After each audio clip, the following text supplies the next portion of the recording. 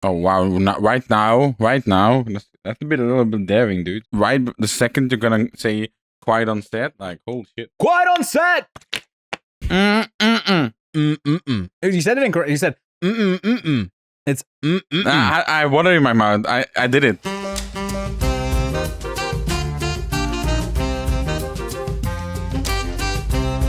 We are back from Cannes, actually have been for a while, and have finally caught up with some films that have released since then in cinemas and on VOD while we were gone. We got reviews for Obsession, Masters of the Universe, The Punisher, Last Kill, that special, the latest Guy Ritchie film, In the Grey. I watched a lot of TV from the series finales of Hacks, Euphoria, The Boys, and new shows like Not Suitable for Work, Alice and Steve, and Spider-Noir. I'm still not done because I also watched a bunch of movies like Backrooms, Iron Lung, Faces of Death, Mile and Kicks, which those two actually make a nice Barbie Ferreira double feature. I also saw Normal, Over Your Dead Body, Passenger, The Christophers, and Is God Is. The Mandalorian and Grogu film was our closing film of the Cannes Film Festival. Hey, if Cherry can fix it, we can, right? And I watched Seven Snipers starring Radha Mitchell and Tim Roth and an Aaron Eckhart-led movie called Deepwater in 2026. As you can see, we have more than enough to talk about, so let's get straight into it. And we're kicking off our show with a discussion about the current state of film. Don't we need an update every few months? Yeah, because I don't know if you saw, but we made our closing film Mandalorian and Grogu in Cannes. Like, even though it wasn't official, we made it official. But that movie has underwhelmed at the box office, and instead the stories that you've already heard about, I don't think we need to reiterate all the numbers and all. I think that's... No. You know that Obsession and Backrooms has been doing crazy numbers. Obsession literally breaking records with doing better the week after week, literally in the company of a few other, if no other movie that has sort of been on that run. On less than $1 million, it has already made so much money back. And the same with Backrooms, which had about like 10 times the budget of Obsession, but still like opened the same as certain Marvel movies do in the last couple of years.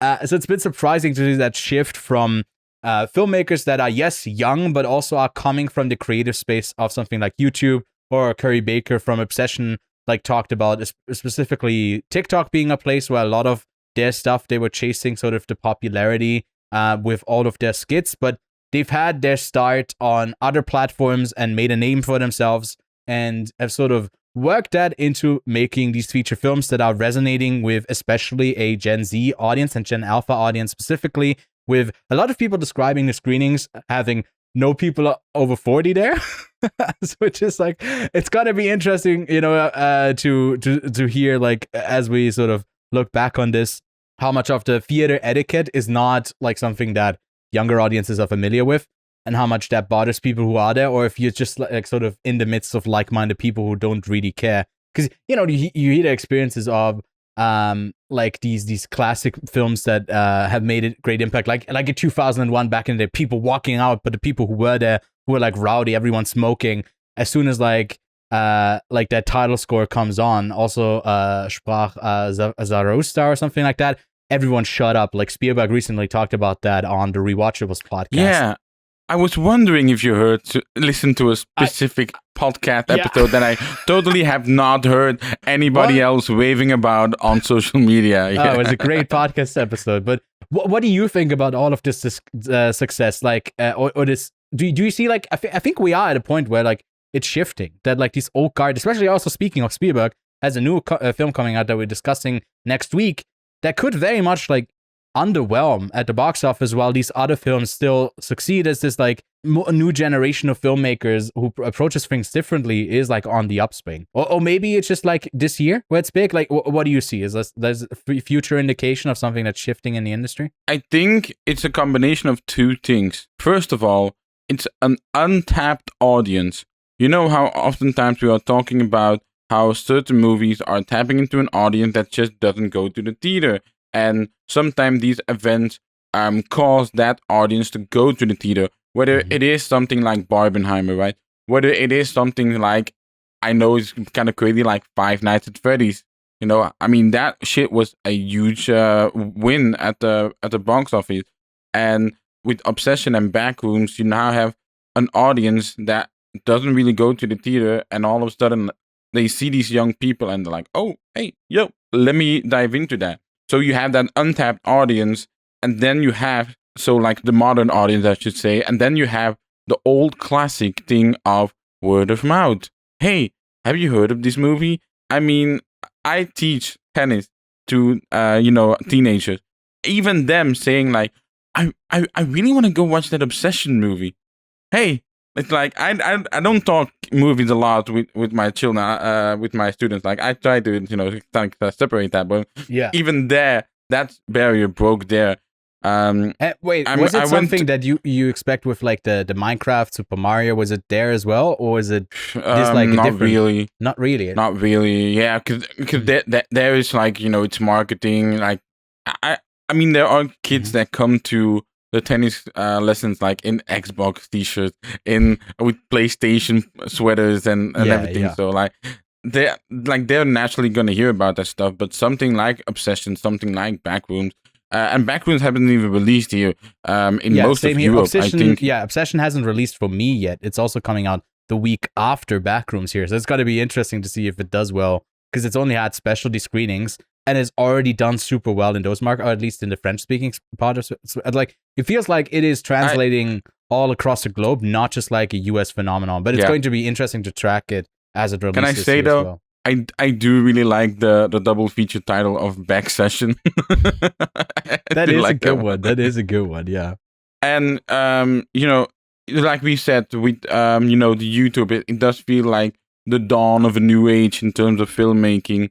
And quite funnily enough, the amount of social media people that I saw that were signed to a new agency this week, I've sent like a couple of them to you. And it's like, okay. This is rather a quick move. And I just hope Hollywood doesn't take the wrong lesson from this, because what was a YouTube movie? I would say a YouTube movie in the early 2010s. Smosh and some Fred and like stuff like those, like right? The Smosh and Fred. That was what a YouTube movie looked like. And I don't know where it turned. I feel it turned something with like David F. Sternberg with Lights Out, or the Guitar Man is in Joe Penna is making an Arctic with Mads Mikkelsen all of a sudden, and it's like, oh, okay, hey, yo, this is like getting a chain. Then Trachtenberg making 10 Cloverfield Lane, but granted, those are people that were already a bit tapped into like actual filmmaking, and now we are really in the arc. I mean, no, their videos are 16 years old. We were looking earlier. They're OGs when it comes to like YouTube and stuff like that. We're early looking at 16 Michael Shanks. years back. I made YouTube videos 14 years ago. So, you own OG too. I think I did in 2011 or 2012. I did like Let's Plays and shit like that. Did not, and you can't find them anywhere anymore. But I've sort of done and then erased stuff back, and but they have stuff from 16 years ago that is still left up, that was done with a certain bit of care as well. Like sometimes you feel, I think for some of them there's like short films dated back to 16 years ago, and they're obviously a bit older. So I think the focus here is also interesting to look at like the younger generation, the like under 30 still, that like I'm right at the age, I'm 28. Age where I'm still Gen Z. I'm like, right, no, I'm not. Don't invest my number, all right? Don't make me 82. But I'm right on the edge of like being a millennial and Zoomer. And like they are like in the Zoomer generation that are making movies now for especially Gen Alpha, because YouTube is a lot like the audience is the ones that have a ton of time still in school, that are just like watching someone for hours on end. And I think this is not the case though with these people who make, it's not like Let's Players or like these lifestyle YouTubers or family channels or like people like that are making these movies that are successful. It's not just bringing the audience, because if you look at something like Beast Games, I think that has like, for the amount of reach that Mr. Beast has on YouTube, Jimmy Boy, he doesn't have that pull on Amazon. I think like you watch, I don't know why you watch it honestly, but I don't really know a lot of people who watch it, and I think the numbers weren't great for that show either. So it's not just that big number, big following equals success, but it's more these like people who actually have a bit of more of a vision of like focusing on crafting stories that seem to have the success. And like you said, like Hollywood obviously is going to take the wrong lessons from this to just basically even like, you know, the casting auditions even nowadays emphasize a lot on like your Instagram and TikTok following. Can you bring an audience to the theater in a way? And I think they've sort of realized again and again that like that's not why they watch these people. It's all like maybe to see a reflection of themselves, but or like a pretty person just on screen, but like that sort of superficiality. But to bring someone out in a theater, you need to have more. And I think like Kane Parsons, especially with Backrooms, like the lore that he's established, the excitement that was around it, like the way that he talks about it, it's not just like his thing anymore. It's like something that has been crafted around and alongside him. And then someone like Curry Barker with Obsession, like someone who has done a lot of these sketches and makes an emphasis on not filming with phones, but with cameras to actually give a sort of quality of it, that it's not this thing that's filmed with a phone, because he sees it like sort of as lesser as well, like something of quality to produce. And I think it's those people that ultimately end up succeeding, but we'll see maybe a push for like filmmakers who might not be up for the job as much as these two are, because the reason why it's so successful is because it's these two with an actual vision and a good idea and good execution, and not just because of this sort of popularity that they've had beforehand. Very quickly, I know these are probably, you know, like sort of fluff pieces, but apparently Mr. Beast Games hits 50 million viewers in 25 days. Amazon biggest unscripted show ever. Okay. So Amazon also just started sharing their numbers for the first time ever. They've never done that before. And I think recently, like one or two. It's also like, it's interesting when you share these numbers that only you are privy to look, and then you share the stuff that looks good, like on a headline. So I don't know. You always have to take it your point still stands. Like, it is difficult to get people to the theater instead of just being at home and sort of hate watching. And I mean, that's a streaming show. Obviously, that's like another difference where like people already, and it's Prime. There's different access, like a lot of different things that wouldn't translate, I think, to a Mr. Beast type movie to be that successful in a theatrical setting. I think it still would do pretty well, but I think just, like he's done some voice cast stuff. He must have, right? That's at least at some point for some stuff. You wanted to also do a sort of like a ranking. Now you did say you wanted to do the early, like the younger YouTubers. I should say like David F. Stanberg is 45. The Philippe brothers Raka Raka are 33. Chris Tuckerman is 38. Curry Barker is 26. Markiplier, Mark Fisherback is 36. And Kane Parsons is, as historically everybody said, only 20 years old. I mean, he made the movie when he was even younger, and then the whole like thing was back in, like, was it 2020 or 2021 when it was really big? Like when he was 16, yeah. And the fun thing is the Backrooms is even a concept of his. He just expanded on the concept. That was just like a 4chan post and like a picture of it. Yeah. Mm-hmm. And I think that, like they said, like it's the specifically the same like sort of tapestry, like the wall thing is like the attention to detail that. But we'll discuss that movie when it releases for you a bit more in detail. I've already seen it, so we'll have a bit of like thoughts on it later on. Yeah, but if I go with my ranking, I also watched Iron Lung for the first time this year. I have 6 movies here that I talk about, because some of these movies that would be grouped in here, like we left some people out. I think we're just sticking with the ones from the last couple of years. 6 in total, like from Backrooms, the 2 movies by the Philippus, Talk to Me and Bring Her Back. Then we got Shelby Oaks, Obsession, and Iron Lung.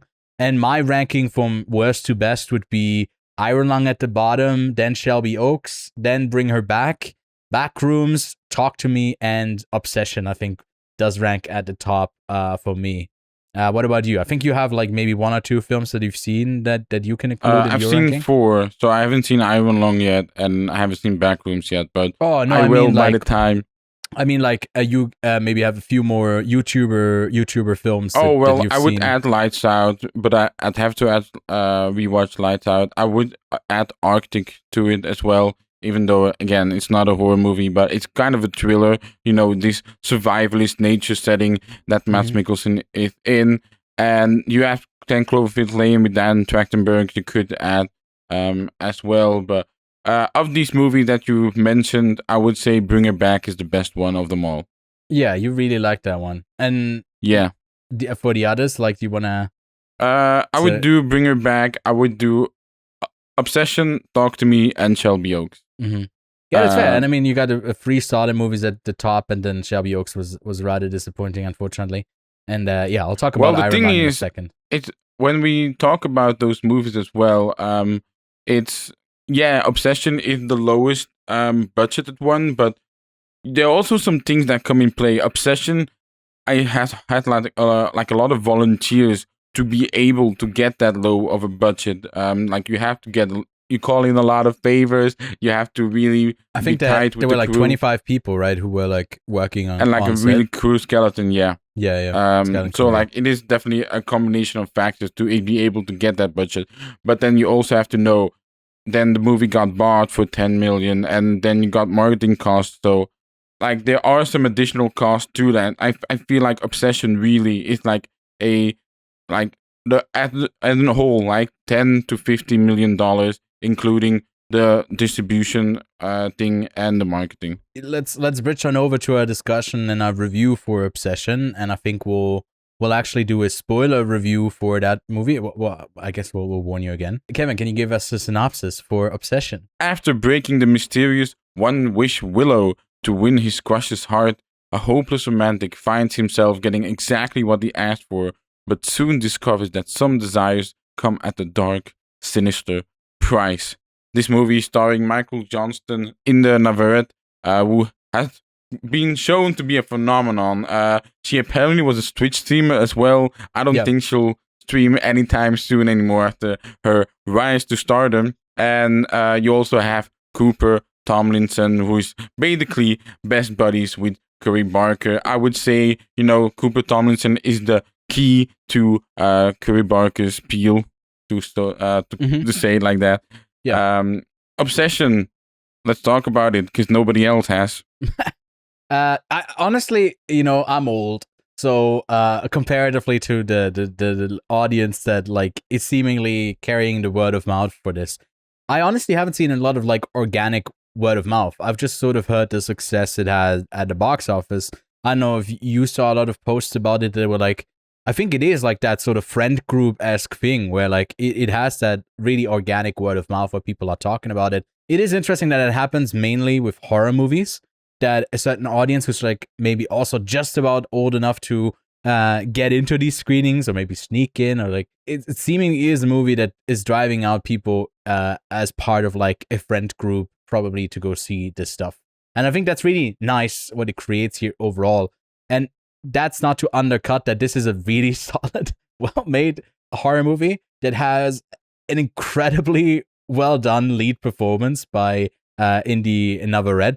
She is incredible. And when you see like the promotion behind it, like it is like funny like eye contact contest where she's the one who's just beating everyone like very easily. Like she's carrying this sort of persona perfectly for I think what the movie needs. You see her on screen and you immediately get this guy obviously would be obsessed with her in a way. You can see it. She's gorgeous. She's like, something that he would be sort of her like pining after. And then the concept of it is one that like rarely has a movie in recent memory had an easy enough setup of like a wish that it sort of gets answered, and then it can fulfill on that promise of what that sort of entails, because often it means bigger, it means action set pieces, it means a different world, it means like chaos. And here it's very much like keeping it on a personal level, where the sort of same repetition of honestly like the same sort of beat happening over and over again without ever going like that much further each time. It's like slowly just like bending you until you fully break, much like the one wish willow that you break. And it's just like very well crafted all around. I was incredibly impressed by it, and it's definitely going to be one of my favorite horror movies by the end of the year.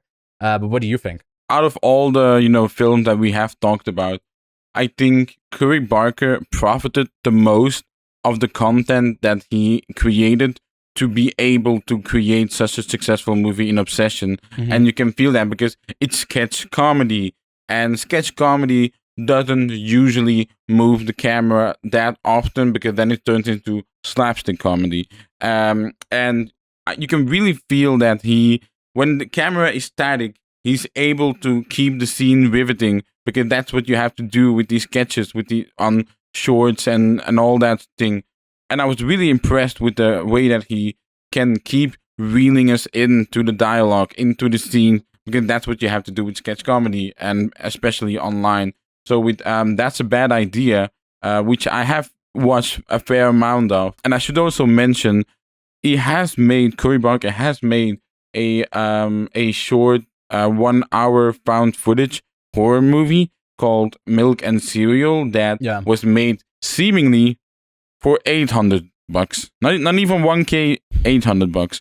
Our in-house horror specialist Luca actually watched that one, and he wrote a thesis on the found footage genre, and he actually really liked that one. Like, he was very surprised with the Milk and Cereal to the point that he was like, okay, I'm curious with the Obsession. Really can't say anything bad about Obsession. The only thing that I have is that one element, story beats, gets repeated quite to like sort of nudge the main character, like, hey, you could do this if you want to, you could do this if you want to the point like, okay, but maybe that's a thing that could come to the main character a bit more organically instead of actually nudging and pushing him to that point. That was really my only minor gripe of the whole movie. Also quite happy this movie isn't the jump scary type horror film. This very much is more into that smart horror catalog that we've garnered over the few years and have grown to appreciate more than these cheap. It's funny because Blumhouse did attach to Obsession, but to those cheap, $5 million horror movie that Blumhouse makes and just shows them out. Here are a few jump scares, like and that's it. And this one leans into the smart catalog. It always made me feel at unease. Mm-hmm. Like, I was never comfortable in my own skin during the watching Obsession, and that's where it accomplishes the most. Also, he spoke about the sort of, you need the 3 seconds at the start of like a TikTok to hook someone before they scroll past.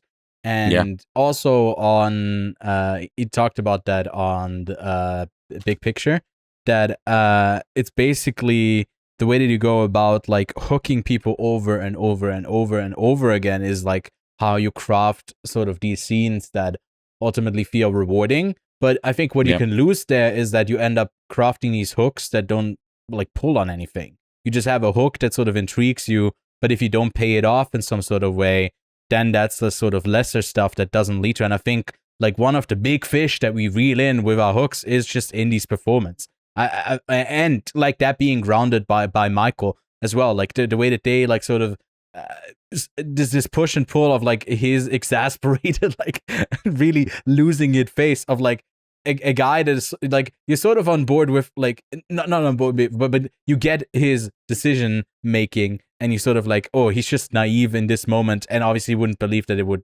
actually happen. And then you go further and further, like this inactiveness of like actually doing something or trying to do something and the inability to do anything. I think that like you feel like you are resting within that character for a lot where you don't know what's going to happen next. And that is truly terrifying, right? That's the true horror, is not knowing what's happening next. And in a small, like tiny thing, that would be a jump scare because you don't know when the jump scare is coming. You might know that one is coming. But if you are at constant unease, then you can craft in these like jump scares as well, because they don't just happen because it's loud noise or something moves in front of frame or like something like that, but because you're also just so invested in the world. And I think like when you can feel a jump scare come in other movies where like it's a lesser execution of it all, you feel like yourself tense up because you're expecting something, and here you just, like you said, you're at constant unease, like for a variety of reasons. I think the production design is also like, if you see the behind the scenes stuff that they shared, because it's such a small set, you can see like sort of the simplicity of their effects and the stuff that they did. I think it's like when I saw that tape door. When I saw that tape door, I was like, somebody took an hour on that at least. Yeah. The amount of duct tape. Yeah. Oh, it's so much tape. Yeah. That is It's like also the perfect amount that it's so excessive that it's kind of funny. And I think like it was actually very funny. It's like it's right on that line where you feel like you're terrified for her at the glimpses that we see of that character to sort of push through and like sort of see. Yeah, dude, it's just I only have good things to say about Obsession. I think it's like not a perfect movie, and I don't know where in what parts I would sort of improve and say like change this or that, or I just like I was very engrossed in the story and also had a good amount of gore factor. I think if they had a bit more of a budget, maybe they would have gone slightly bigger with the kills that she gets to do. I think that's the one kill that people are going to talk about, and that's like the one that's like obviously the biggest. Yeah. And you know which one I'm talking about. I know. A steering wheel, isn't it? Oh my god! And if like they didn't have a budget for a stunt like person to replace Indy, so she did that herself, like with her head through the fucking window. It's like it's just I don't know. It feels really good to say like, hey, this is a success story because it's very good. You know, it's not like this is the Minecraft movie which makes $1 billion. And you know, it's just this nonsensical slop, but it's actual intentionality, a lot of like practical production design, because VFX would be way more expensive in this case, so you just sort of do it for less than $1 million production budget, and it's just a very fun success story, and is caught up. Like if you look at Letterboxd, it's currently at a 4.2. It's spot number 411 in the top 500. People are raving about it, and I think it's going to be one of the buzzier titles by the end of the year. I really feel like this Obsession does compare to Talk to Me, in that both have a daring concept, both aren't exactly 100% original. You know, Talk to Me, you have with the hand, I mean, an ancient relic thing that carries some sinister voodoo shit, isn't exactly original. A person that wishes something to happen to them, but ultimately it goes wrong, isn't original. Like it has happened before in horror cinema, but they both find an angle to it, and it is a modern angle, and very much like how Club Kid is an updated version of a tale as old as cinema. I feel like this one, Obsession and Talk to Me, both belong in that same category of smart horror, of something that find an angle on it to update a story like this. And I'm really looking forward to how Curry Barker evolved, because his next projects are already lined up. I gotta admit, it is quite funny having seen Camp Miasma, and then, you know, how we have an up-and-coming horror movie director to reboot one of the old ones with the untitled Texas Chainsaw Massacre that he's slated to. Yeah. And he already has Anything But Ghost, which he is starring himself in, which he didn't want to put himself in front of the screen for his first feature film. Like, he very much wanted to be behind the camera, have a little bit more of a control. And again, that just goes to show how smart of a guy Curry Barker actually is, because a lot of people can see that face of his, right, and be like, that looks like a dumb motherfucker, and he has used that ability in his sketches. Yeah, like it works. It's very goofy. Yeah, I mean, he has some Tim Robinson type energy in his sketches. I think that's sort of the type of character that he plays in a lot of it. And I love that also he has Cooper Tomlinson, who's like also attached to Anything But Ghosts there as well. So bringing along his boy, we appreciate that as well.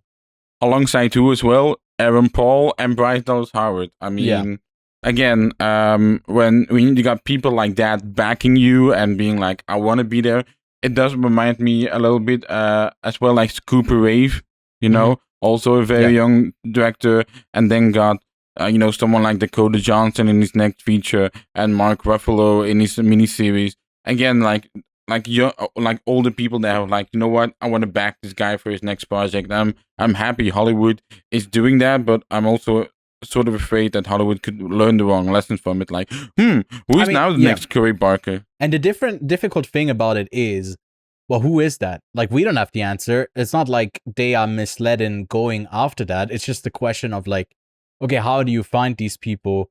Because stuff like this, when you try to replicate a Barbenheimer and all that, like it there's some sort of unplanned, candid, like organic thing to it but then there's also something, there is a construction to it, but it's really hard to replicate. And obviously, for money, you try to replicate as much as you can more than you innovate.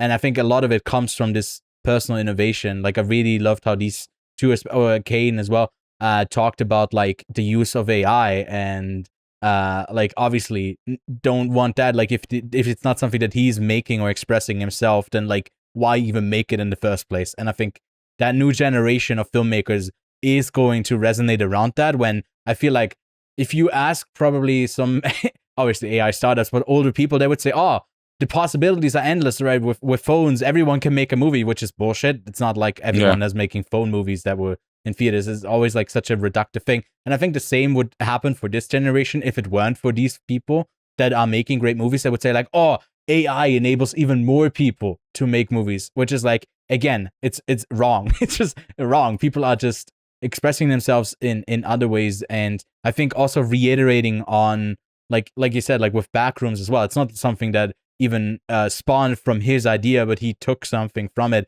And I think it's that sort of reinvention or twist on things through a younger, more modern lens that I think is bringing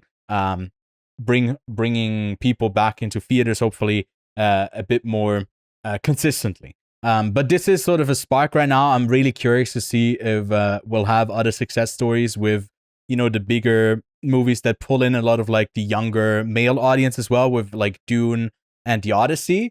If that's the same audience that here also is going to be interested in movies in general, or if it's more on the really horror side of this word of mouth moment right now, or will be like something that is a bit more consistent, I mean, you have the Blair Witch thing that has gotten a reboot, and they've attached Dylan Clark to that, who, funnily enough, has a YouTube channel now and has done short horror films, so a little bit more in the vein as something as David F. Sandberg, and I cannot find exactly how old he is at the moment, but again, it's a little bit of a younger voice to add to another horror project and reboot. I know it's a weird comparison to make, but like, looking at politicians in the future, it is likely that a lot of them will have like a weird social media presence at one point in their life. Like it's just going to happen.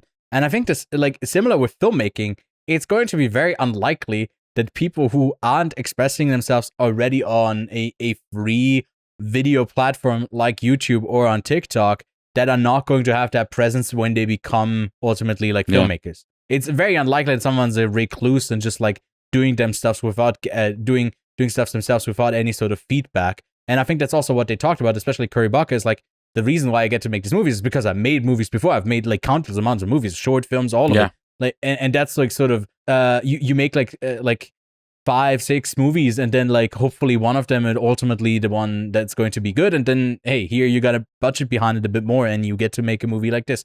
And that's, I think, a healthy approach that like the sort of social media presentation on TikTok is more of like, just shoot it out into the abyss. But also there's the standard of like shoot it into the abyss, but the first one already needs to be perfect. Like there's a bit of a dichotomy in there, like that the vulnerability is maybe it just gets lost if it's like sort of not good, but also good stuff can sort of be crafted there as well with a certain audience. And I think it's also the shift that I see in the business is like that you have a person who makes the movie, and usually there's a financier through a distribution or the production company that like they make the movie. Then you go further out and you have a distribution company that does the promotion, then put it into theaters. But now I think a lot of the production is happening either on a smaller scale, especially for horror, you need a bit less. Maybe you have someone like A24 there to distribute something like Backrooms. The word of mouth that like sort of brings the audience into the theater is not directly tied to A24 as the sort of marketing team that spends a lot of money on it. It's part of it, but I think the large chunk of, like with Marty Supreme, we saw like that success. That'd be a huge success, but I think that was also just because it's Timothée Chalamet and he knows how to use social media. And I don't know how much you could just like individually contribute to A24. If it were Neon, would it have been vastly different, the campaign, or is it just because there's this sort of tie and interest to Timothée Chalamet as a person? And I think with Backrooms and partly with I don't know, with Obsession, I think it's a little bit different as well, because it's like the word of mouth of the film, and I don't know how much of Curry Barker like through TikTok and those platforms that like mobilize there. But yeah, it feels like the importance of the distribution company has sort of shifted more and more away from the business of the movie star to the filmmaker. And that's ultimately, I think, an interesting and good shift that you don't really need to rely on popular people to star in your films, but the ones that you can trust to make them to be the ones that are the intriguing ones to bring you to seek it out. I gave Obsession a 4 out of 5. Sorry, I'm obsessed with this. I talked about it for a while. I'm like at a 4.25. Really, really great film. But yeah, can I quickly segue before we go to the next film to we talked about, when is the next YouTube animated feature coming? Yeah. And it's coming sooner rather than later with the amazing digital circus, The Last Act, which is like a feature-length version. So you have episode 8, and then you have the hour-long episode 9 that, sort of is this culmination. So it's not fully a feature film that stands on its own. It's a little bit like Deadwood, the movie, yeah, sure, you can watch that movie, but it's standing on 3 amazing seasons of television, and the same with the digital circus. But I'm watching currently to all the episodes. I'm literally seeing the movie at the moment after we're done recording, and I've yet to finish episode 7. Please, you have somebody like Joel Haver. You have someone like the Odd One Out that has done Netflix animation.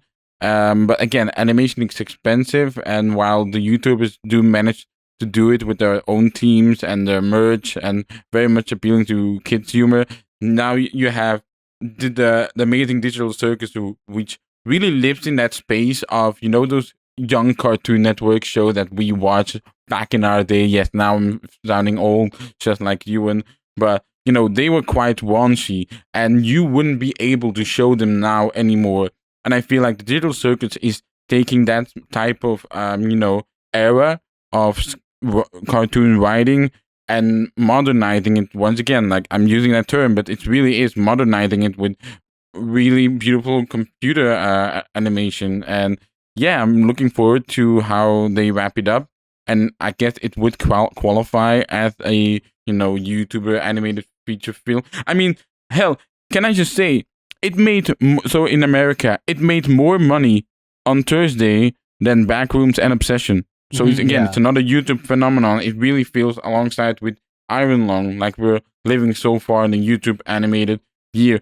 I guess that will dissipate as we go into the fall, and then all the Oscar big budget marketing movies come in. But I think we should not forget about what happened in the first half of this year, because it is quite something special. We do have the Jacksepticeye produced Bloodborne movie that's going to be animated, that he's really rallying behind and has been very vocal about. But again, he's not really directing or writing that, as far as I know. Who knows, maybe in the future, when the credits and the story will be unveiled, that becomes more clear.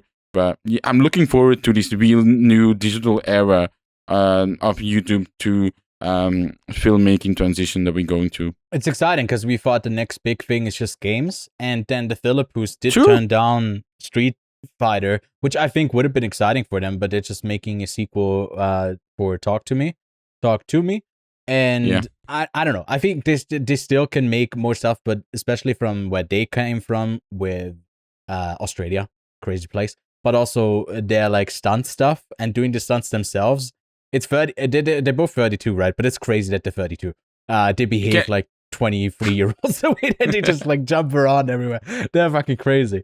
They are doing the Talk to Me movie, but they're also doing the documentary based on the world of deathmatch wrestling. And if you followed the Philippe brothers on Instagram, like one of them has done a deathmatch wrestling, and it's like, this is the director from Bring Her Back, and it's bonkers. And I'm looking forward to what because that's documentary. And I feel like we're also totally forgetting that YouTube has sort of taken over the documentary space as well. I mean, we've seen festival documentaries that were worse than stuff that we've seen on YouTube, like easily. I do think we should say, like, YouTube has also sort of taken over the documentary space. I mean, I remember, unfortunately, I don't know which prick has taken it off of Letterboxd, but Disney Channel's Team, A History Mystery, is a wonderful documentary that was in my top 50 15 or something of that year. I thought that documentary was absolutely stellar, and I thought that, like, it was in my top 15. It was one of the best documentaries of the year. If I could nominate that one for the Oscar, I would have. It's that good.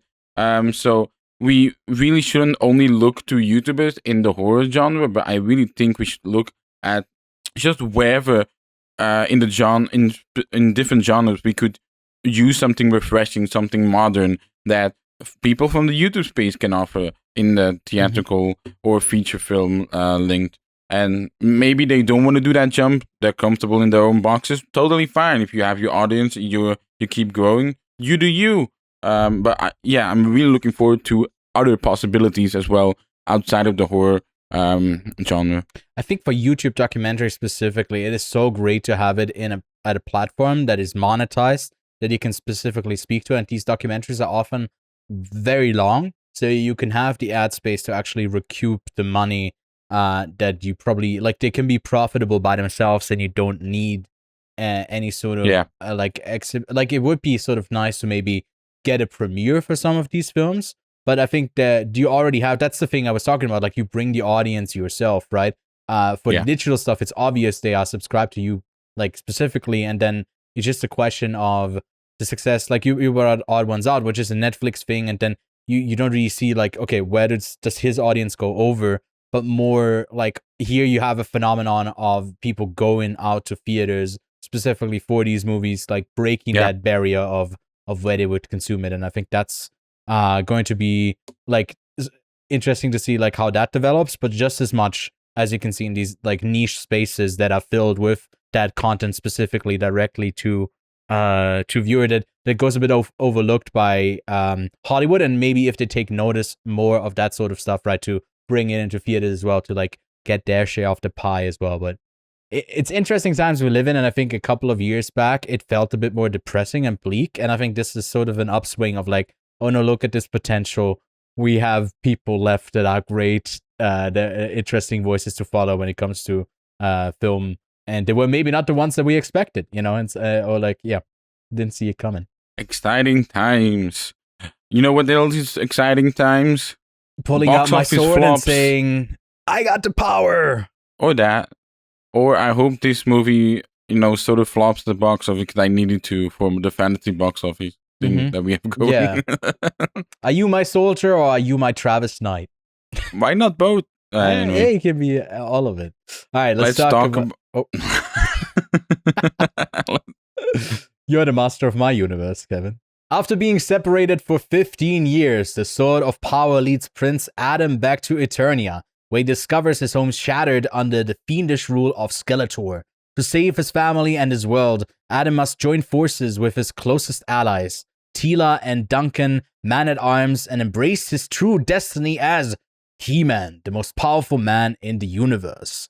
That's the latest film from Travis Knight, who seemingly is going on a, like, sort of one for me, one for you, also in and out of live action into animation space, with his very successful film Kubi and the Two Strings, that is much beloved, that I've unfortunately yet to see. Shamefully, I will watch that before his other animated film Wildwood comes out, and I can't point it because it's at the top of this thing. Kevin asked me before this recording if I will point to my books.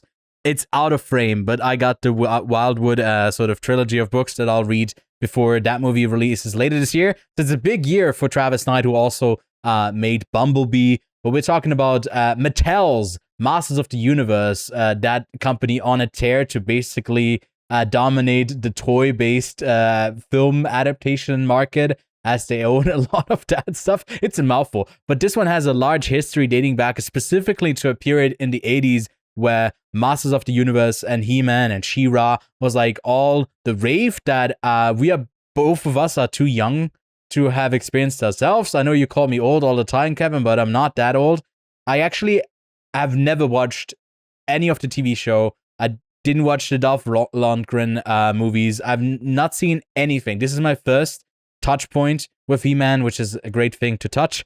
I think it's the same for you, or maybe is it different? Can you give us your was this your introduction? I have seen the He-Man early internet memes, I mean, obviously, I've seen those as well, obviously, but like to a like an actual degree of like it being to an actual degree of an episode, no, I have not. And you know, Travis Knight, say what you want about nepo babies. Well, he's a little bit on son of the Nike, better ones. CEO, like making stuff that he's a better one. He actually sort of cares about the art form of stop motion, literally funding it. And indeed, he's doing, I guess, these one for you, one for me, so he can keep doing movies like Wildwood, which is a movie that has been on my most anticipated list for like 3 years in a row, and I didn't put it on this year because I was like, I guess this movie's never coming out. And then it's like a poster comes out, and then like a trailer comes out that looks absolutely gorgeous, and I'm like, why didn't I put it on my list? God damn it! But it's just been in the making for so long that he could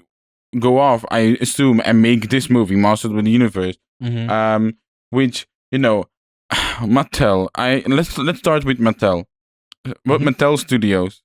I went to their letterbox. I have it open as well. They got so much stuff that they're doing. So they do have the Barney, the dinosaur, which for the longest time Daniel Kaluuya was attached to that, but I guess now Ayo Edebiri is.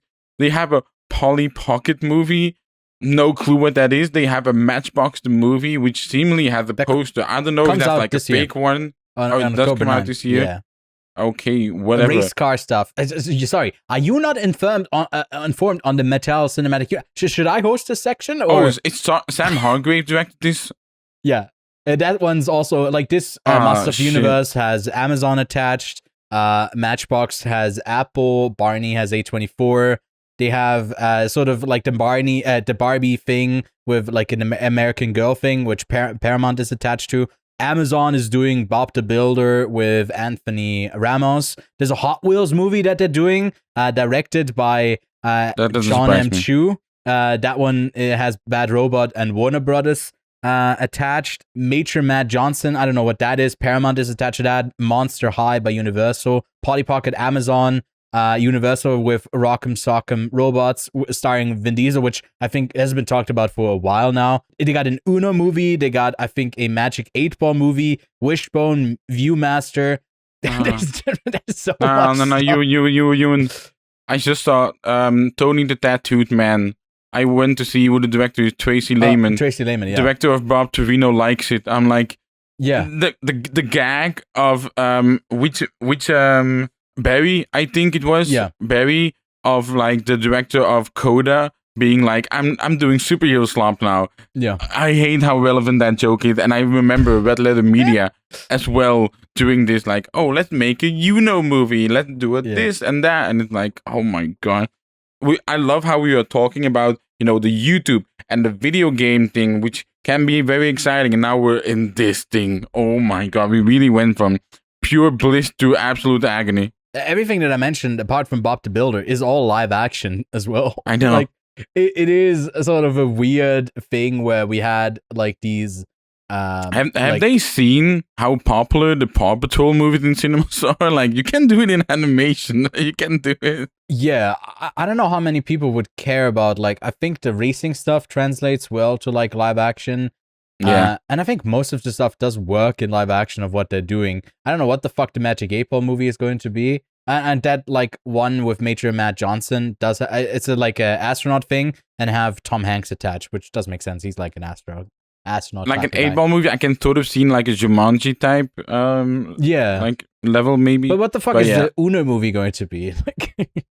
Like anyway, let's talk about Masters of the Universe now, because at least that has, you know, an animation series behind it. It's not basically a toy. It does have some. It comes from the toy, I believe. Like it's but like there at least there's something that has been done around that thing that people recognize, and that has been memed to death. I hate to say it, I had fun with this movie at times because, you know, Jared Leto has been. People say he has been box office poison. I would argue he has been movie poison, but he's good in this movie. That's sort of the sentiment that I've heard everyone say. It's like, no, it pains me to say, but Jared Leto kind of cooked with his Skeletor, which is like, I guess it's fair. I think it's where you don't really notice him, and I think he sort of works as like the guy who cringily tries to make himself the center of attention, but is actually kind of a joke. I think that's not much that Jared Leto has to act to portray that, so it's like fits him naturally. No. I want to talk about. I don't even know if he's in the suit, by the way. I don't know. I don't care. But I want to talk about Nicholas Gallatside, man. That guy. Yeah.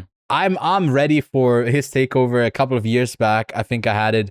The same with who's the star of Hitman? Now I can't even say his name. But a couple of years back, I had that with Glenn Powell, where I was like, future movie star Glenn Powell, and I think it hasn't really happened yet. Where he's like the leading man in these movies. Although but like in movies that are successful enough to a way. I mean, where Anything But You with Sydney Sweeney, I guess, would be an exception, right? Yeah, but I think she's a bit more the driving force than he is, unfortunately. But then also, if you look at her and other movies that she's been in, that was like the biggest bomb, that like boxing film with Ben or Foster. The Housemaid, that blew her up again. So yeah. Yeah, but that's another like novel adaptation. I think we talked about it like early in the episode. That it's not the drive of like the individual like actor anymore, actress anymore that drives people to theaters.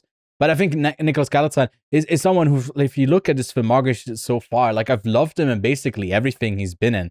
Like, and the sort of roles that he plays, the hunk, the love interest, the comedic relief, he can do it. Like he's done a bit more lighter stuff, I'd say. Like Bottoms, The Idea of You, Red, White, and Royal Blue. I liked him in that. The Chic Detectives. He had a funny role in that. Like he was even the best part about Purple Hearts, which is a horrible movie, but he was good in that.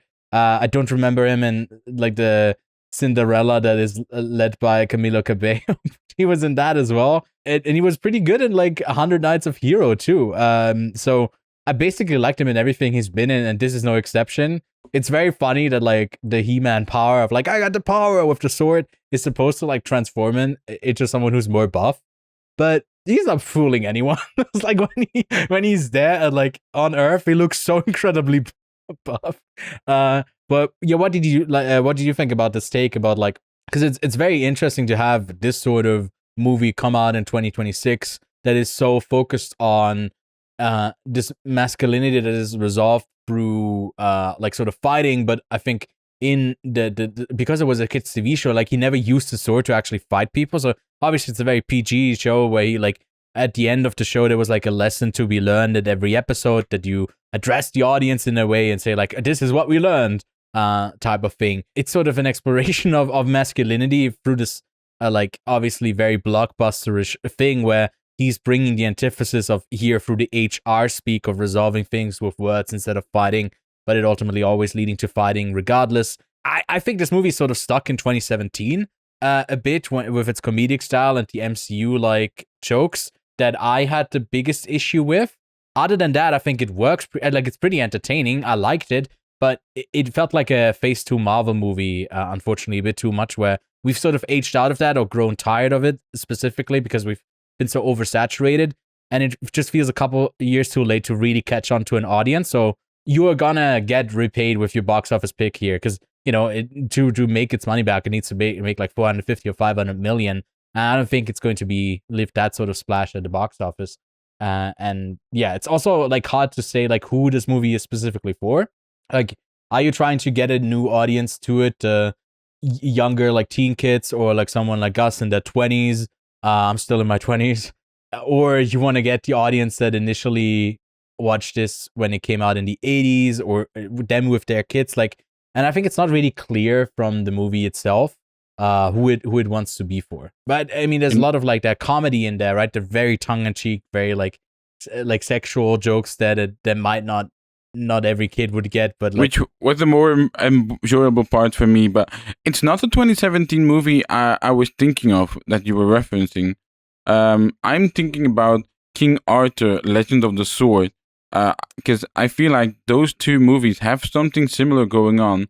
Maybe not in terms of tone, but in terms of filmmaking style. Their last final fight, you know, between He-Man and Skeletor, besides the comedic part, which that was something I enjoyed more than the actual fighting. The fight between Skeletor and He-Man at the end is almost sort of identical looking like the final fight between King Arthur, Legend of the Sword. and the big demon or whatever it was that was at the end of that film. Very CGI, very, the camera slow motion going upwards. Like, if we had footage of the Masters of the Universe final fight to put it aside of the King Arthur 2017 one, I think the difference would not be that far. And like you said, indeed, like the tone is very weird. It's also been the thing that's been addressed the most in the discourse around Master of the Universe. Because, for example, when Skeletor touches, Nicholas Galatine's head, and they go to all those different rooms, that's like that was really cool. Fun. I was like, this is a great variation on a boss fight, and instead of the actual fighting that we got. And the thing that, like you said, with the thing, though this movie's PG-13, and it felt like they always cut, during the battle sequences, they always cut just a bit early to avoid any actual impact. Or, like somebody hits someone, they go flying, and they sort of cut. And the editing in this was really the thing that stopped me from enjoying this movie the most. I was frustrated with it. Really frustrated with it. And I don't know if it's because, I'm an action guy. We have the Furious coming up. Yes, I cannot stop mentioning the Furious. No episode without the Furious mention. Yeah. Or something like Hope, where we've seen the action be demonstrated beautifully, and then you got something like this that is a little bit more choppy, and it's like, I really thought we left this choppiness in the past. But talking about the cast, besides Nicholas Goldstein, we have Camila Mendes, which serves a noticeable part, but Alison Brie does not fit in this movie, really. But Idris Elba is an actor, for me, that he has never given a bad performance in a movie, whether it's good or bad. Like, Idris Elba will always actually be there. I actually don't know how old he is. He keeps looking as young as ever. I think he's definitely under 50 still, right? If he's over 50, that would be mad impressive. He's 53. That's crazy. I think he's been robbed of an even more impactful career. He's been so often like the 4th, 5th, 6th, 7th character in like a movie. Rarely the lead, and when he is the lead, he's also very solid, but the stuff that he's in is then not the ones that like I don't know, like the big like blockbuster stuff, where I feel like he should have been there for that type of stuff as well. 100% would have been a great Bond. Exactly. I will stay with that. I mean, if I had my dream casting, he would have been Bond like 10 years ago. But yeah, I don't like his character in this movie. I think it's a bit of a pathetic, like, they don't know what to do with him, where he's like this great fighter, and then he's a drunk in the second act. And I don't think, like, I don't know, to me it was the biggest jump, one of the leaps that I like. A lot of in this movie is like not doing any sort of explanation, which is fine, because you just do the weird thing because you're doing the weird thing, and I embrace that. That's very fun filmmaking, where you don't have to sort of look for plot holes or like stuff like that. You just do this stuff because it's fun, and you can totally do that, and it doesn't take away from any of my like enjoyment or from the experience. But if you do it on the character level, where you jump tonally back and forth, it can be like quite grating. With his character, it stood out the most. I think it's also the pairing, like you said, with Alison Brie and Jared Leto sometimes, where like there's the one scene where you're supposed to laugh continuously after he does, but the scene just like completely lands flat because it's not clear of what he wants as Skeletor, and then the reaction feels like very much like a disconnect from that actual moment. And there's a couple of moments like that where like a couple of the jokes don't really hit, and they're really noticeable that they don't hit, and they completely like halt every momentum that they have, and then they sort of build up, and some of it does feel like it's a lot of references that I don't get that are being made here. And I think like a screening with a lot of people who know this stuff would probably like get a lot of laughter and applause and like stuff. I've heard from screenings like that where like people were enjoying it a lot that way. But I mean, we don't have that connection to it, and the movie sort of does have to stand on its own 2 legs, or like a green tiger on its own 4 legs. That's okay. But the tiger looked horrible in this one, I thought. Even when he's on the back of it riding. Cringer? Yeah, it did look good, yeah. Remove the R. At times it was cringe. Yeah, no, I agree with you.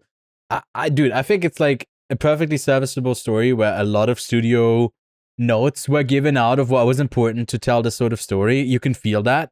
And Yeah. I'm happy that Nicholas Galatine gets a role like this because I think he like, I couldn't think of another actor who fits this role other than like Glenn Powell maybe a You know couple of what? years ago. He did remind me of Nick Robinson at times. You know, if Nick Yeah. Robinson was actually buff, I think Yeah. he could have played He-Man as well. But also, how many people? Yeah, 4 people wrote this movie. It's also like, my God, bro. Yeah, I mean, you got to bring in all the references from all of the movies and stuff. Yeah, let's see. The writer of The Lost City, the Sandra Bullock movie. We have also The Lost City. We have the writer of Spider-Man Across the Spider-Verse, Shang-Chi, Wonder Woman, Why are 1984, two Adam Zombieland. Lees credited? No. It's an Adam and it's an Aaron. Oh, I thought that was Adam Yeah. Lee twice. And then you Okay. have Chris Butler coming in from the Leica studio. So it doesn't feel a bit like, hey, we have someone like Chris Butler who is from the animation thing and does like it does excel at the emotional beat. And then we have someone like Aaron Lee with The Lost City, David Callahan, who are capable of the more, let me do the big action things or something. So I don't know if that's also perhaps where the disconnect comes from, right? We have someone who can do the emotional beat, and then we have someone who is trying to do the bigger spectacle stuff. What are you listening to? And I wake in the morning and I step outside. I know it. It's so fucking iconic. I love it. Dude, I was really close to in preparation for this. Just didn't have time to like watch part of the TV show, watch the Dolph Lundgren, like do a movie, like a deep dive. There's a little bit of a cameo that he does in this as well. Which yeah. lands a bit flat. Like it's a bit like he's in there nothing. anyway. But, yeah. Do you have any advice? No. Okay. Like, I don't know. I think overall it's very much a studio movie that I think is not horrible. It's not good either. It's like right in the middle there where it has its high points, it has its low points. And I'd give it like a 3 out of 5.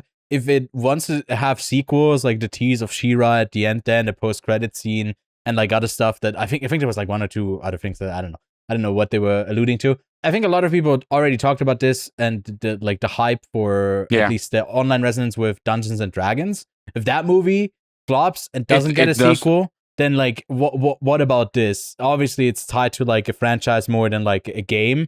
But I like stories like Dungeons and Dragons, who says like this is a world that we establish and we're in that world. And the sort of fascination which is with the one the Dolph Lundgren movie was the reverse, where they are in what's the place called? Eternia, and then they go for the large chunk of the movie they are on Earth. And here it's like Eternia, Earth, Eternia. And like the movie also starts like twice. It has like its setup and then it's another setup on Earth, and the complete disconnect of like this whole narration of the original story until we cut to the date was to me also something that like we are starting with a character that has no social skills. You wonder what he's done the last couple of years other than like paint a couple of and also what is the message of the movie? Hey, be open to everybody. Unless they're a really, really bad guy that you can recognize from far away with Skeletor. Oh, the obvious bad guy thing. Yeah, That's I guess it doesn't have like a lesson here other than like the good persists maybe over evil. It's funny. Also, he only cares about his dad. He doesn't care about his mother the slightest in this movie. There's a couple of like weird things in this, but I do feel like there is something of conflict in this. With the creation of Masters of the Universe, you just feel like there's a conflict going on behind the scenes. It's Mattel who wants to be profitable with these movies, and they're like, oh, we have to have this and this. And it's really like they're going in with the mind of we have to be profitable, we have to make the most of this. And then you have a team that is trying to create just something fun with Travis Knight, with the cast, with perhaps some of the writers and some of the writers that do not have that mentality. And I will be surprised if I see anything like on a Barbie level from Mattel with all the projects that we have named. We have Sam Hargrave, we have John Cena. Okay, again, that's like a 5 out of 10, maybe a 3 out of 5.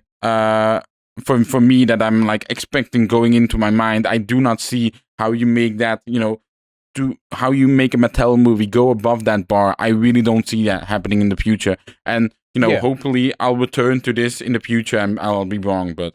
I mean, you were also among the few, I think noticeably few people, that weren't like the highest on Barbie.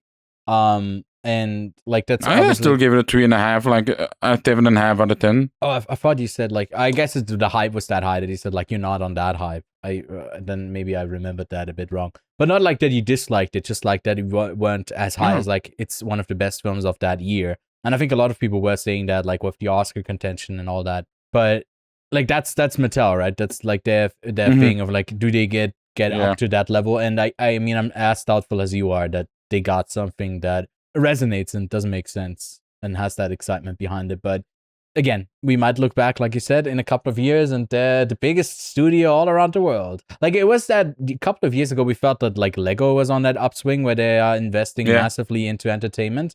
And it's been a bit of a lull again for them after the Lego movies, the Lego Batman stuff. I feel like they don't have as much of a presence. You had that Pharrell Lego biopic. Yeah, the attempt to like basically bridge over into the animated documentary sort of sphere. And I don't think that works successfully. Look, all I'm asking you, Ewan, is do you want to produce a Skibbo movie with me?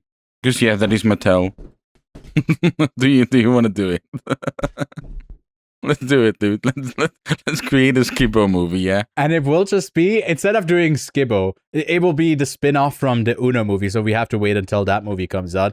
And it will just be us at film festivals playing the game, and it's not going to be actually about Skibbo, but us attending film festivals. That's how we'll do it, Kevin. Look, what I'm suggesting, you know how I would pitch it? Do you know the Casino Royale, James Bond, the poker scene, but with Skibbo? Yeah, that's how I would pitch it. Yeah. And we'll have like something really totally unrealistic, where same like that movie has like the royal flush at some point. Yeah, like have that in Skibbo. Exactly. Where someone just goes like, we're down, last card, and the other person just goes like pulls the Skibbo card again and again and again. And again. Yeah, like not 3 times in a row. Can he? Can he do that? Anyway, I gave Master of the Universe a 2.5 out of 5, so a 5 out of 10. I gave it a 6 out of 10, a 3 out of 5, and at a decent time of it, but I'm definitely, like you are, more looking forward to Wildwood later this year. Let's talk about the closing film of the Cannes Film Festival. Yeah. Let's talk about Mandalorian and Grogu. Don't look that up if it's actually true. No. It's the closing film of the festival. The evil empire has fallen, and imperial warlords remain scattered throughout the galaxy. As the fledgling New Republic works to protect everything the rebellion fought for, they have enlisted the help of legendary Mandalorian bounty hunter Din Djarin and his young apprentice, Grogu. Grogu, right, that's Grogu. Yeah. Oh, it's Baby Yoda. Not allowed to say that. I said Baby Yoda. Yeah, no, you're not allowed to say that. Come anyway, the cast stars Pedro Pascal, or at least the 2 days he was on set for this movie. Also has Jeremy Allen White as Boba. I'm not looking this up, bro. The Hutt. We have Sigourney Weaver. Sigourney Weaver in an Alien movie. In a Star Wars movie. The Ripley from Alien in Star Wars. Oh my god, how badass is she gonna be? Well, barely. If we're being honest. Ewan, we watched this movie, I believe, already more than 2 weeks ago. We're only talking about it right now. We, I think, have the same sentiment as everybody else that this should have been just a season 4, but no, they wanted to bring back Star Wars to the theater after 7 years, even though they have Starfighter next year, and probably would have gotten a bit more hype than Mandalorian Grogu, especially as we are now deeper into the box office and are seeing the colossal failure of it. Yeah, tell me. Is this an A24 psyop to make Backrooms look better?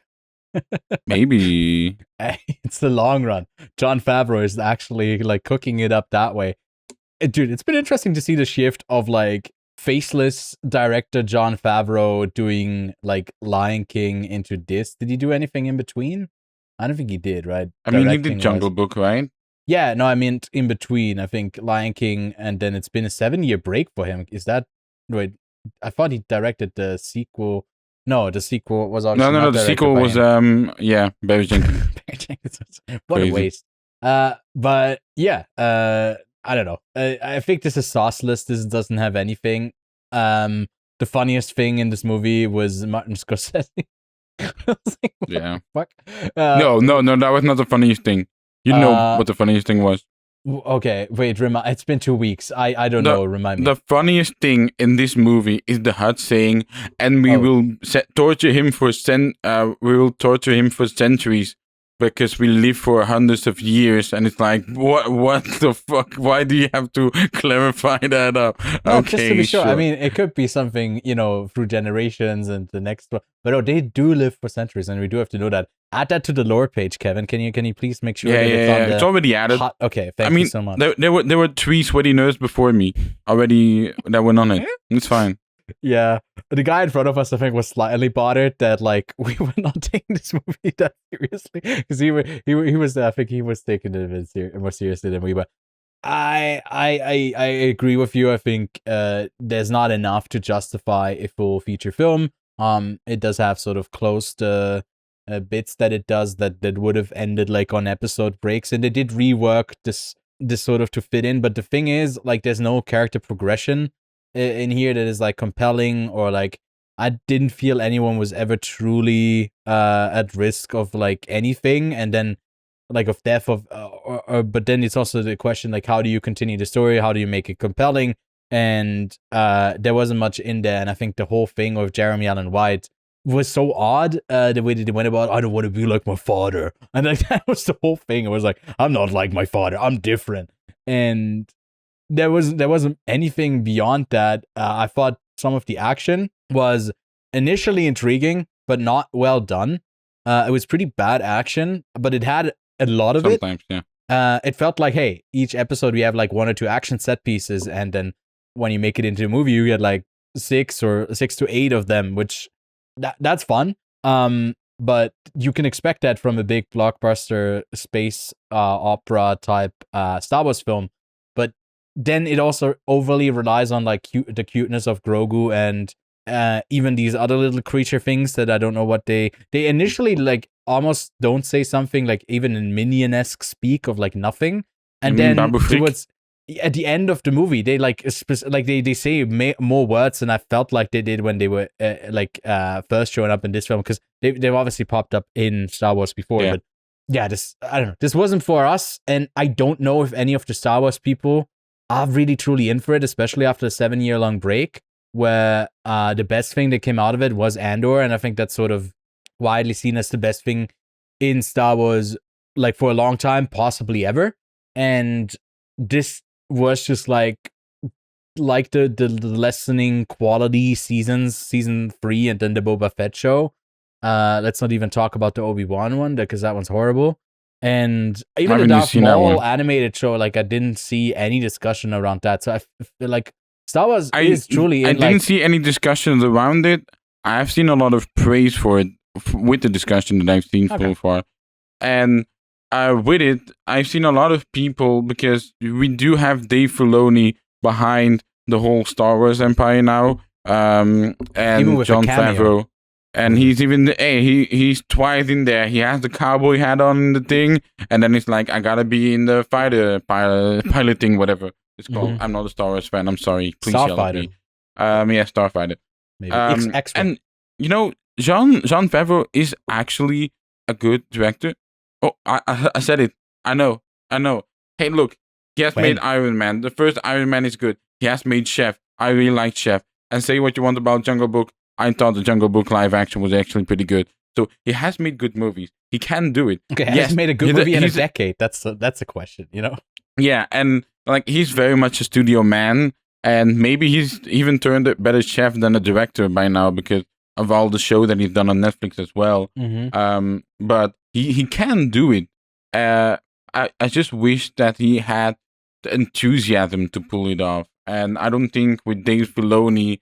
And Dave Filoni is also so Star Wars obsessed in terms of accuracy.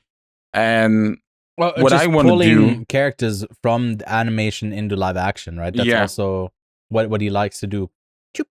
Put them in. I know he hasn't written anything or directed anything in particular, but he has been a consulting producer on the Star Wars Mall TV show of this year. I want to see Sam Witwer create something within Star Wars, because whenever I've heard this guy talk Star Wars, Ewan, this guy, like, he knows ball, is what I'm saying. Perhaps even better than Dave Filoni. And I just want him to be in a writer's room with actual good writers that is not Dave Filoni, and come up with something in live action that is appealing to Star Wars fans. I think that's what I want to see. He has also been a part of the Star Wars video games. Like, if you go back to I haven't played them, but if you go back to like the Star Wars game, he's on the poster of it a lot. I really want to see Sam Witwer do something with Star Wars, and I'm not really looking that much forward to the Starfighter movie of next year. I believe is that we are getting with Ryan Gosling. It comes out in May next year. That will be likely, if Disney goes back to Cannes, that will be the movie that premieres there, because it would premiere the week before. I don't think they're gonna do it, but like, that's the movie the thing is, I just think the Cannes Film Festival has burned bridges with Disney because of the reception of Indiana Jones 5. I truly think so. I think so as well. Yeah, and I'm just saying it's in that release window. I don't think they're gonna do it. But yeah, Sean Levy also. What would make you excited about Star Wars again, if you were ever excited about it? If they had done a third season of Andor, I think it's like it is on that level. But in terms of the films, I like Star Wars a lot. I think what's exciting to me is to go into a completely different time period and sort of explore something there, something that is not tied to any characters that we already know. And then see someone who has, like, similar to how they went about with Ridley Scott and like the alien stuff of like the Prometheus, and like doing something like that with Star Wars. I think that is intriguing to me, where you still have the background of the world, but not something that is like, because the other things that they have in production, like this, isn't there, like, or like at least in works, like, wasn't there the James Mangold, like Dawn of the Jedi thing that I think is that the one that's like set in the Old Republic, or is that a different movie? A different idea, because I know it's been like everyone got a Star Wars movie at one point, and then it just didn't anything come out of it. I think they like still have the James Mangold one has been scrapped, I think. Okay. At a certain point, there was just announcement of Star Wars movies scrapped, and you could make an entire scroll out of it. And I mean, there's the one that's still, I don't know if that's completely scrapped, but the one with Daisy Ridley as Rey. As Rey, has also been in flux. Jedi. Yeah, I think I don't know what the future looks like, especially with something as commercially driven as Starfighter. I think Ryan Gosling is one of the people who can drive a lot of people's excitement for something that can. But can Sean Levy? Yeah, because like, is he just Ryan Gosling, a different Ryan, in a Sean Levy movie, the similar way that like he bogs down Ryan Reynolds to basically just be like charisma man, and I don't know. I it's also like an interesting cast, like Mia Goth, Lynn Gray, Amy Adams, Matt Smith, Aaron Pierre. It's like I don't know what to expect from that movie like at all, but it is because it's Sean Levy. I really have no confidence in any of it being, very much on the same level as Jon Favreau. Sean Levy can do something good. I really like Real Steel, Sue Me. But yeah. Yeah, but he seems like free franchise, not even adaptation man, but just like sauceless. A studio spectacle man, that's what he is. But hey, maybe he's got a good one in the chamber and he'll knock us out. Shoot us dead.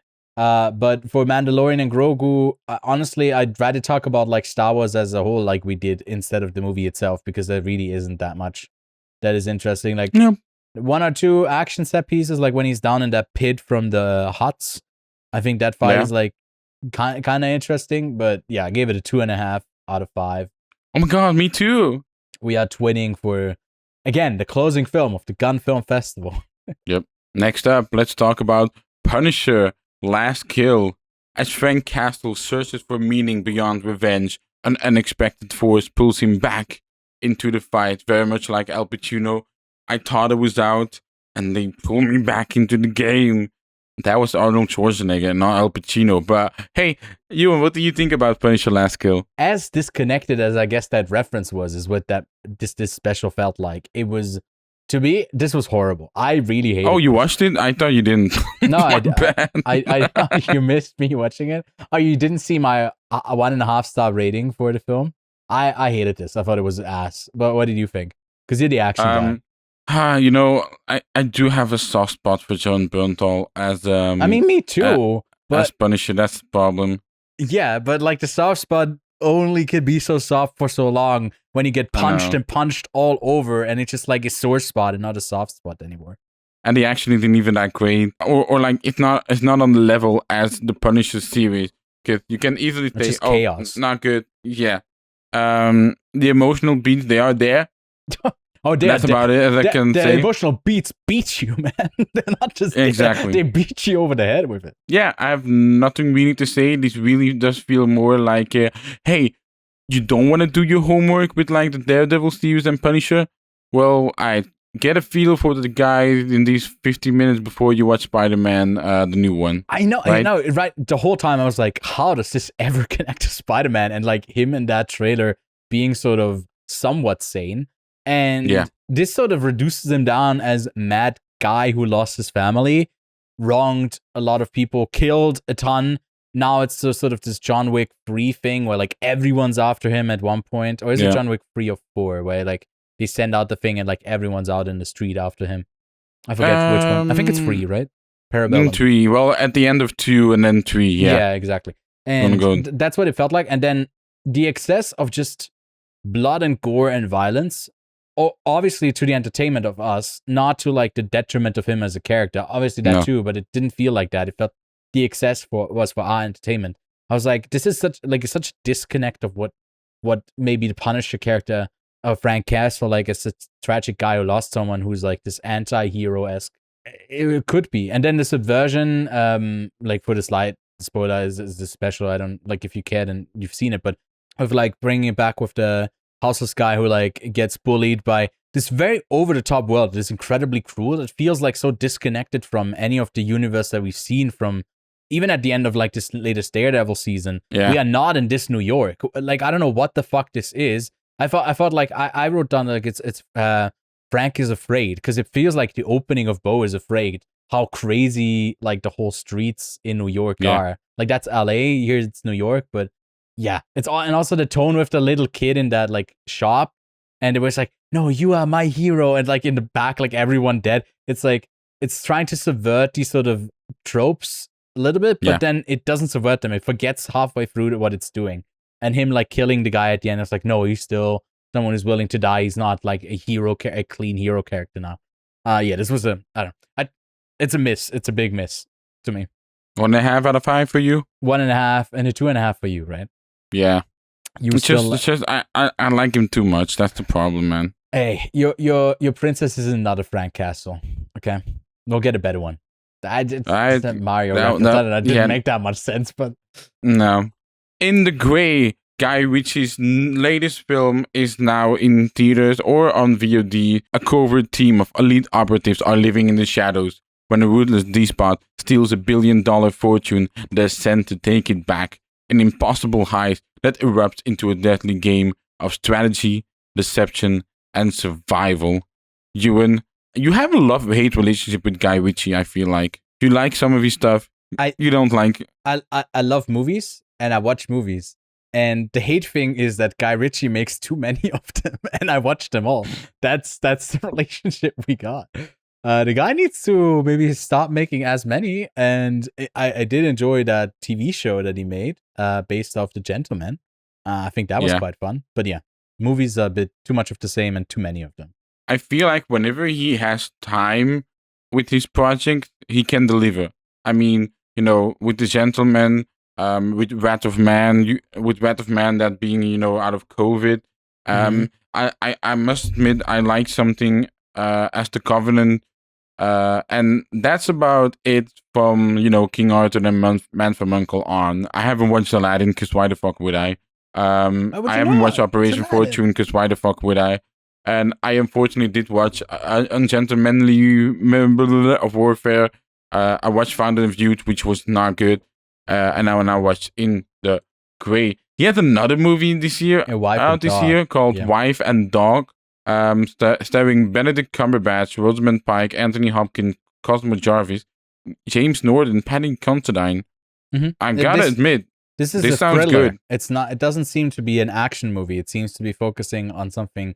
Like if he focuses on his dialogue and his characters, I think if he cooks, he can make something good. He's just been making the same action CGI slop, or like even action slop. It's just been too much. Can I just say something? In the synopsis, an impossible heist that erupts into a deadly game of strategy, deception, and survival. I can understand the game of strategy. I think that's present. Their preparation, I think that's, very deception. Sure, I guess there's some deception. You have to go in there stealthily. And survival? I don't think so. In that last thing, I think that's where the movie really, falters. Also, the impossible heist, it never really feels impossible at all because we see their preparation throughout this film. Yeah. And it's like everything goes smoothly. Oh, a teammate has to leave them behind, because he has to blow up the house. I guess that's the only thing where it went wrong, really. Well, the spoilers, I guess, but like the thing with his last couple of movies is that everyone's so suave, everyone's so perfect, everyone's so cool. It sort of is impossible to like. It feels like a Fast and Furious type dispute where there's a contract and everyone has to be hit evenly or like never lose a fight. The way that like everyone ends up like if you sign onto a Guy Ritchie film recently with Jake Gyllenhaal, or like a who's been in like Henry Cavill in a bunch of them, Aya Gonzalez as well. Like Alan Richardson was in one of them. Henry Golding is often in, and he sort of hasn't done one with Jason Statham since 2023. Like you, I guess, end up having a bunch of cool shots for your actor reel where you look cool and you do cool stuff. But you fight bad guys and kill.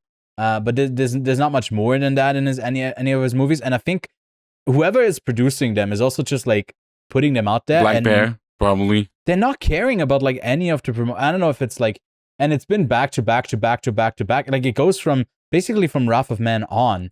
They haven't given a shit about like any of his movies. And it's really shown that like people don't know when there's a new movie from him. And I think they're obviously like often in wide release. It's just like out 1 week and then like on VOD pretty quickly after. Or with Fountain of Youth, it was directly to Apple. And with this, you do have the sort of the heist planning, which can be pretty exciting. But then the Jake Gyllenhaal and Henry Cavill character are too close to each other of like these two guys who can do something, but there's no big, huge difference of what their capabilities are. And then Aya Gonzalez is just like in the background, just like scheming and planning stuff. And then Rosamund Pike also as like CEO lady who wants some, or like, and not a CEO lady, but like a corporate lady. And there's always someone higher to like sort of go to. It's a very expected sort of thing where it feels like he's made similar-ish movies, especially in the action department of what you can expect. Although they don't have the same plot that are about these like mercenaries that operate in the gray, but like they've done that for the last couple of films that he's made. It's only been basically like 5 with this, Fountain of Youth, Mystery of Ungentlemanly Warfare, The Covenant, and Operation Fortune Russe de Guerre. And then we go back to Wrath of Man already, and then we're back to something solid with The Gentleman that they've all kind of blended into the same thing. I sort of watered down Scotch. Again, Wrath of Man, I know, I defend that movie. That movie is great. I think it's okay. Keep that one separate, please. I think I haven't, I think I've given all of his films I've given literally all of his, oh my God, all of his films a 5 out of 10. Like since Wrath of Man as well. And the last one that's higher is The Gentleman to me. And then the series, but by the way, when you said like I don't know who's producing them, I was like probably Black Bear. Yep, Black Bear Pictures is right there. I don't know. Hey, might be happy with what he's doing. Again, Black Bear Pictures is a fucking mystery to me because they make some of the shittiest things, right? They made The Shelter. They made something like A Working Man in the Gray, but then at the same time they do something like Train Dreams. The the Rivals of Messiah King. They are doing the did they do those or Wife did and they Dog. buy them? Sorry? Did they do them? Because there was like talks about like the Rivals of Messiah King had a bad distribution company. That's why it didn't come out last year. But they I don't know. I don't know. Because but sometimes they can produce bangers, sing, you know, and then it's like shitty, but like shitty quality movie, you know, like it's not the worst of the worst, but it's still kind of shitty. Like I'm seeing this movie that's supposed to come out later this year, Spa Weekend, and it's like Leslie Mann, Isla Fisher, and etc. And it's like this movie does not look good in the slightest. But it's literally from the director of Bad Moms, but it's appealing to a certain audience, and that these movies are as well in the gray. It's like a movie for the moms, a movie for the dads, and then like an actual good movie for cinema lovers. That's Black Bear Pictures as far as I have seen so far. The three genders, men, women, and Guy Ritchie movies. It's like that one thing.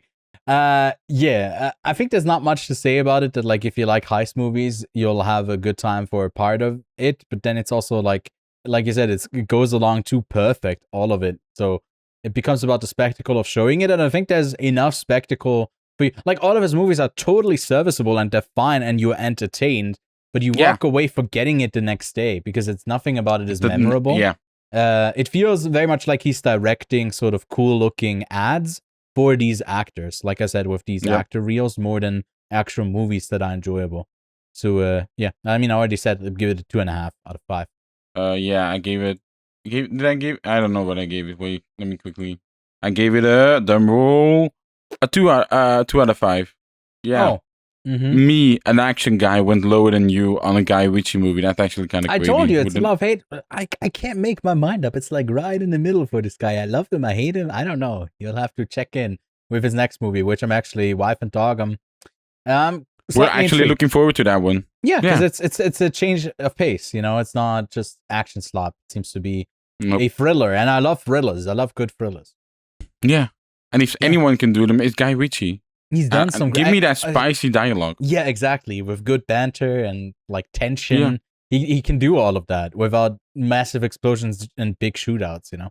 And again, like Benedict Cumberbatch and Anthony Hopkins doing that type of dialogue is something that is really intriguing me. Yeah. Anyway, that's it for the main reviews. We're now getting to what we've been watching section, and I have watched 2 movies. And Ewan has watched a bunch more than me, so I can make it quick.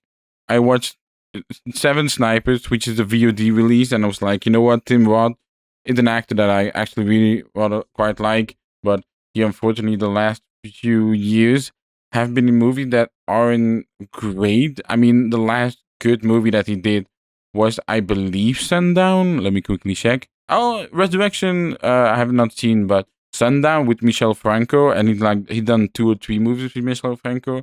Was one that I really liked. I haven't watched the Peaky Blinders movie because I feel like it's a weird thing to watch Peaky Blinders movie without having watched all 6 seasons of it. Obviously, yeah.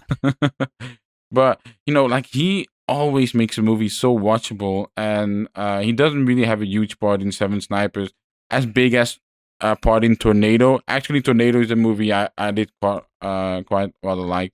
But he was also in an Aaron Eckhart movie, and it's like, I guess he's just chasing the bag more than the love for the game, so to speak. And then we have Aaron Eckhart, which, talking about the love of the game, Aaron Eckhart has probably lost any, if there's any love remaining for, the craft of acting and movies. Aaron Eckhart has probably lost all of it. Last few years, he has just been in these very shitty direct-to-video movies where he was always on the poster of it, carrying some sort of weapon. Also having some weapon or wearing a hat. I mean, to be fair, I'm just seeing one hat with Thieves Highway, but still. Luca, who I've watched the movie with, have done an amazing observation with Deepwater, which is, we have watched the whole person, and the 2 people they put in the poster, we have not seen them once in the movie. we don't know who these people on the poster are. We're like, who are these people? And then you have just the Jaws shark thing underneath it. And this movie, I should still tell you enough. This movie ends with, a hero shot twice.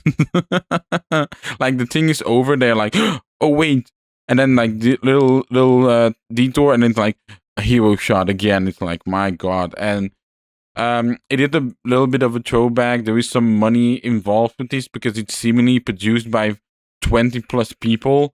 Somehow there are 4, 5, 6 writers involved with this movie.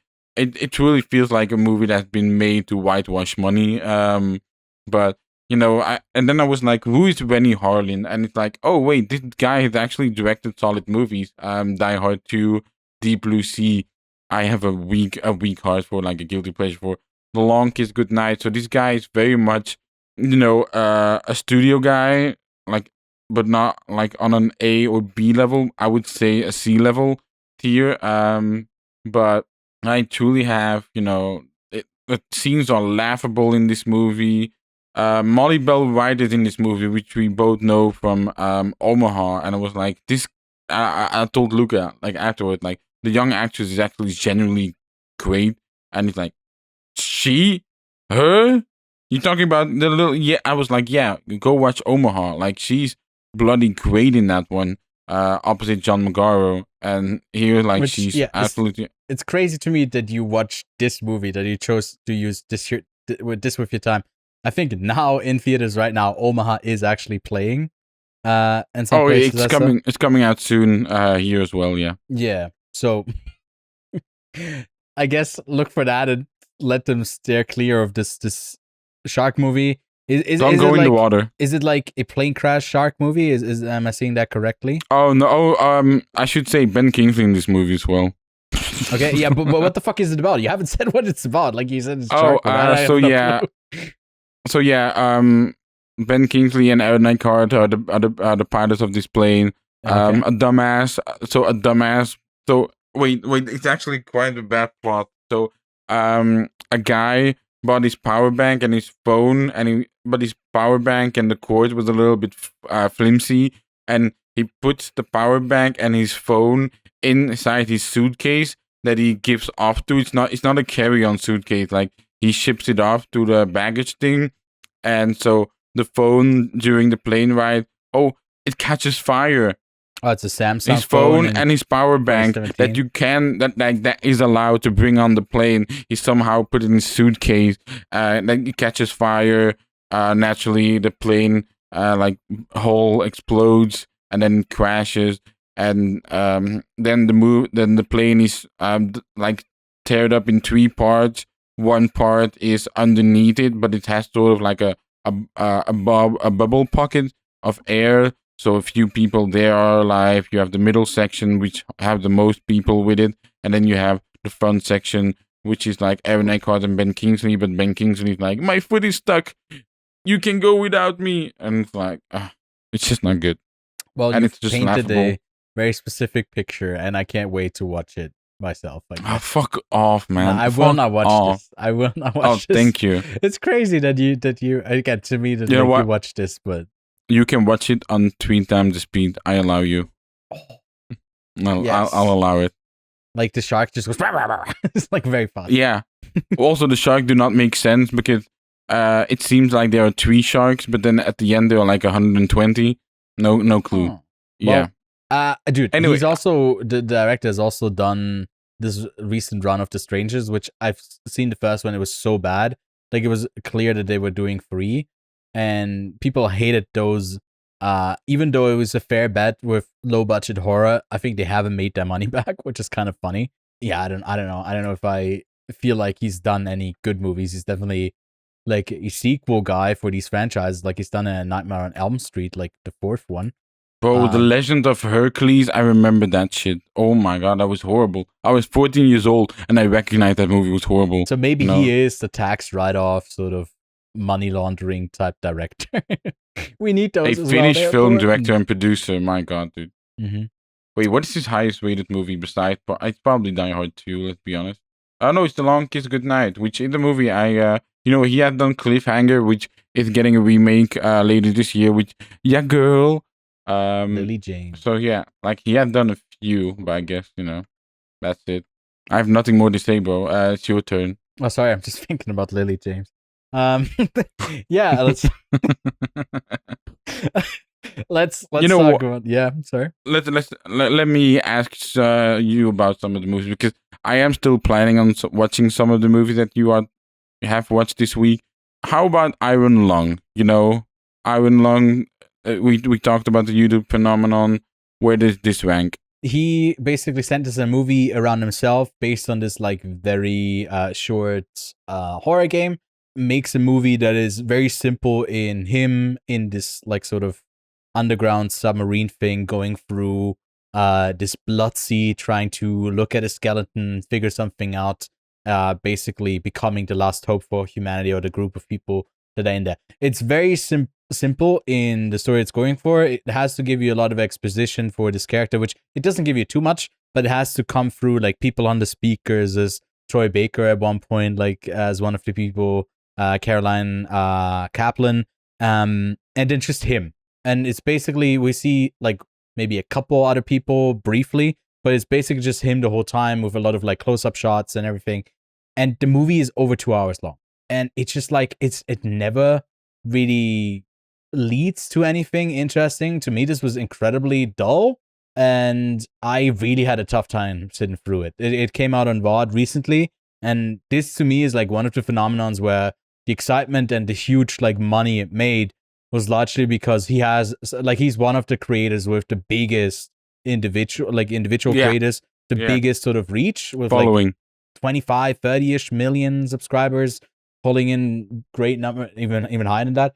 And probably the excitement was there for that. I think then for people who don't go out to theaters maybe often, then maybe that's also part of the excitement that you share this movie experience with others who like also know that person. But as a movie itself, I think it was very lackluster. Like it was on the level of the disappointment, like a Chris Stuckman with his film with Shelby Oaks, where I think there just wasn't really much to it. Like the behind the scenes stories and him talking about it was more interesting than the movie itself, unfortunately.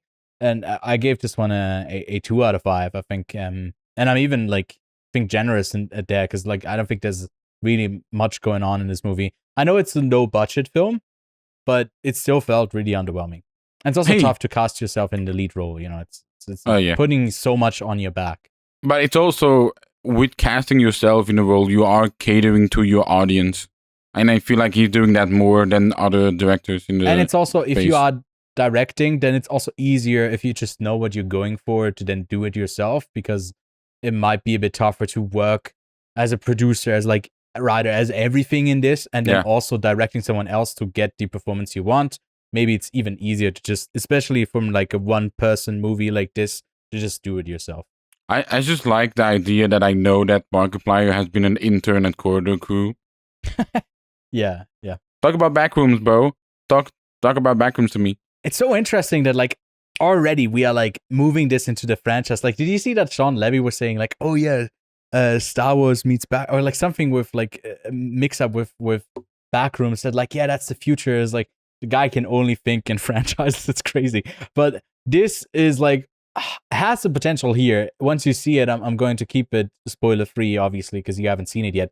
Please but do it's so. Like the atmosphere he totally captures. There's something incredibly intriguing about this like remembrance of a space, sort of the feeling it creates. And then when it has to, I saw a lot of people actually talk about this as well, that like that was the issue with like the setting and the feeling and the production design. All of it really worked. The performances were great too, but then what they were given, sort of the story part of it, really didn't resonate with me much. And I know nothing about the lore, and I haven't seen for our review that we'll do together.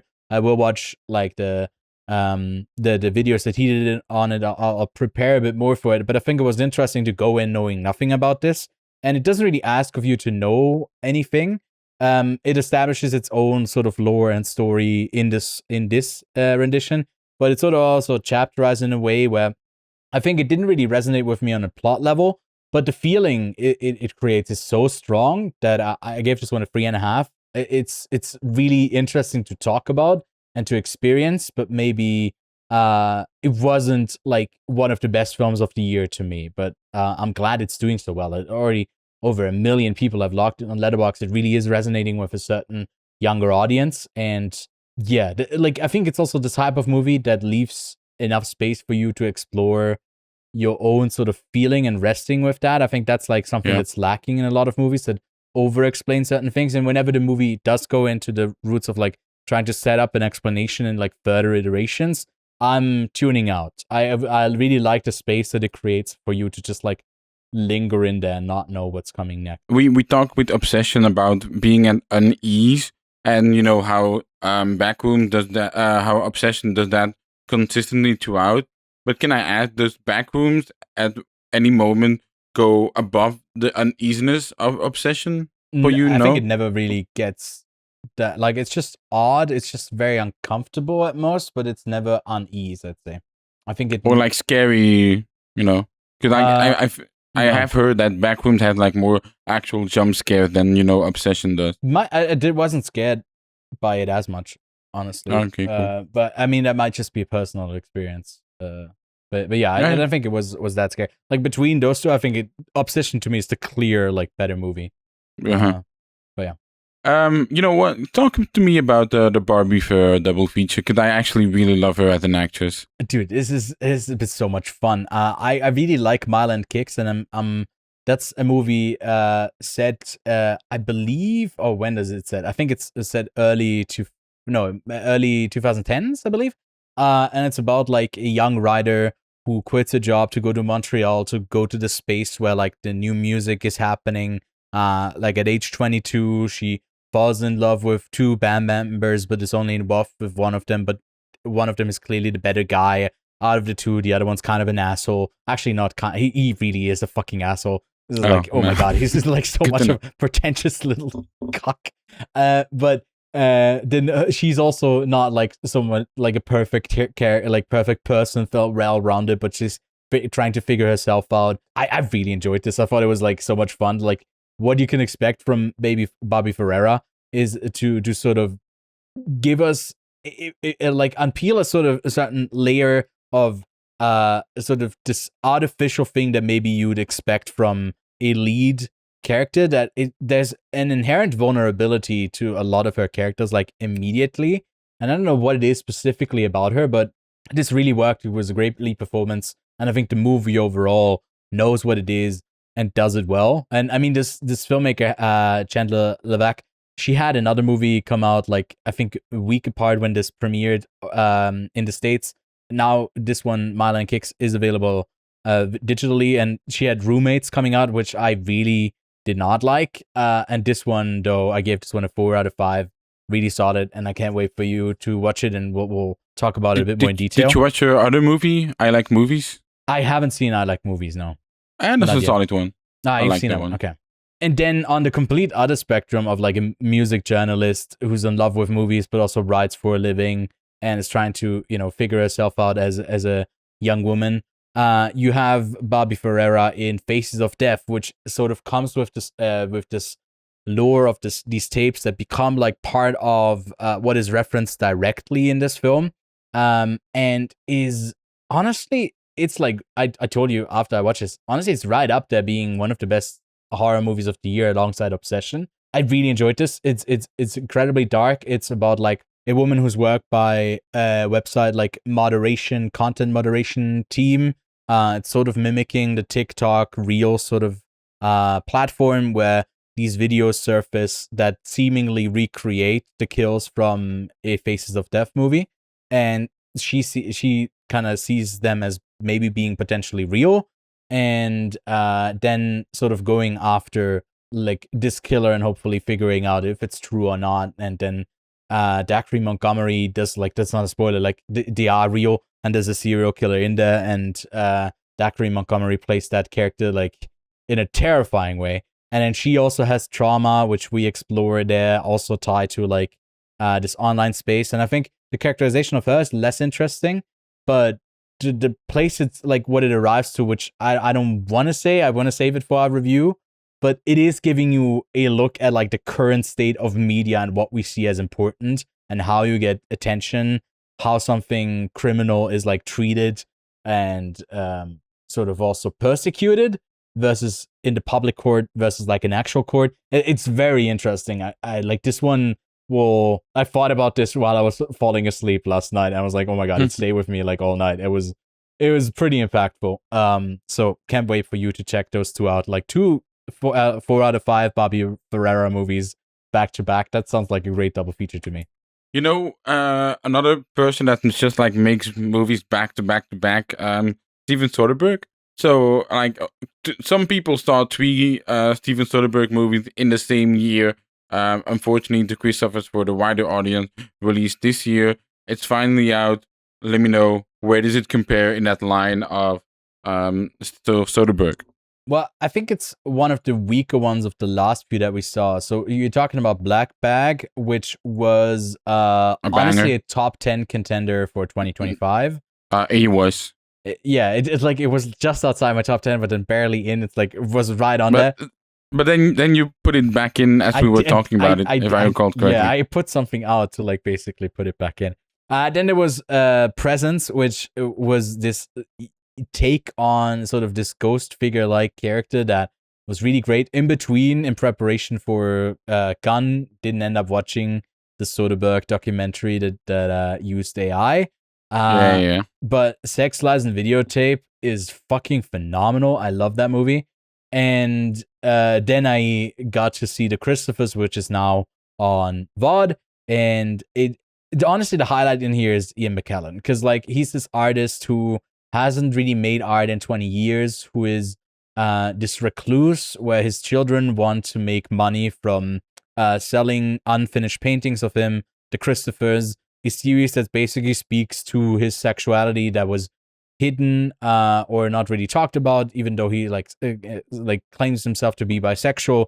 There seems to be like something that is lingering that he's not willing to talk about, and he's basically this thorny character who's attacking everyone who sort of is trying to get close to him, and is this really problematic person as well, but this true artist character.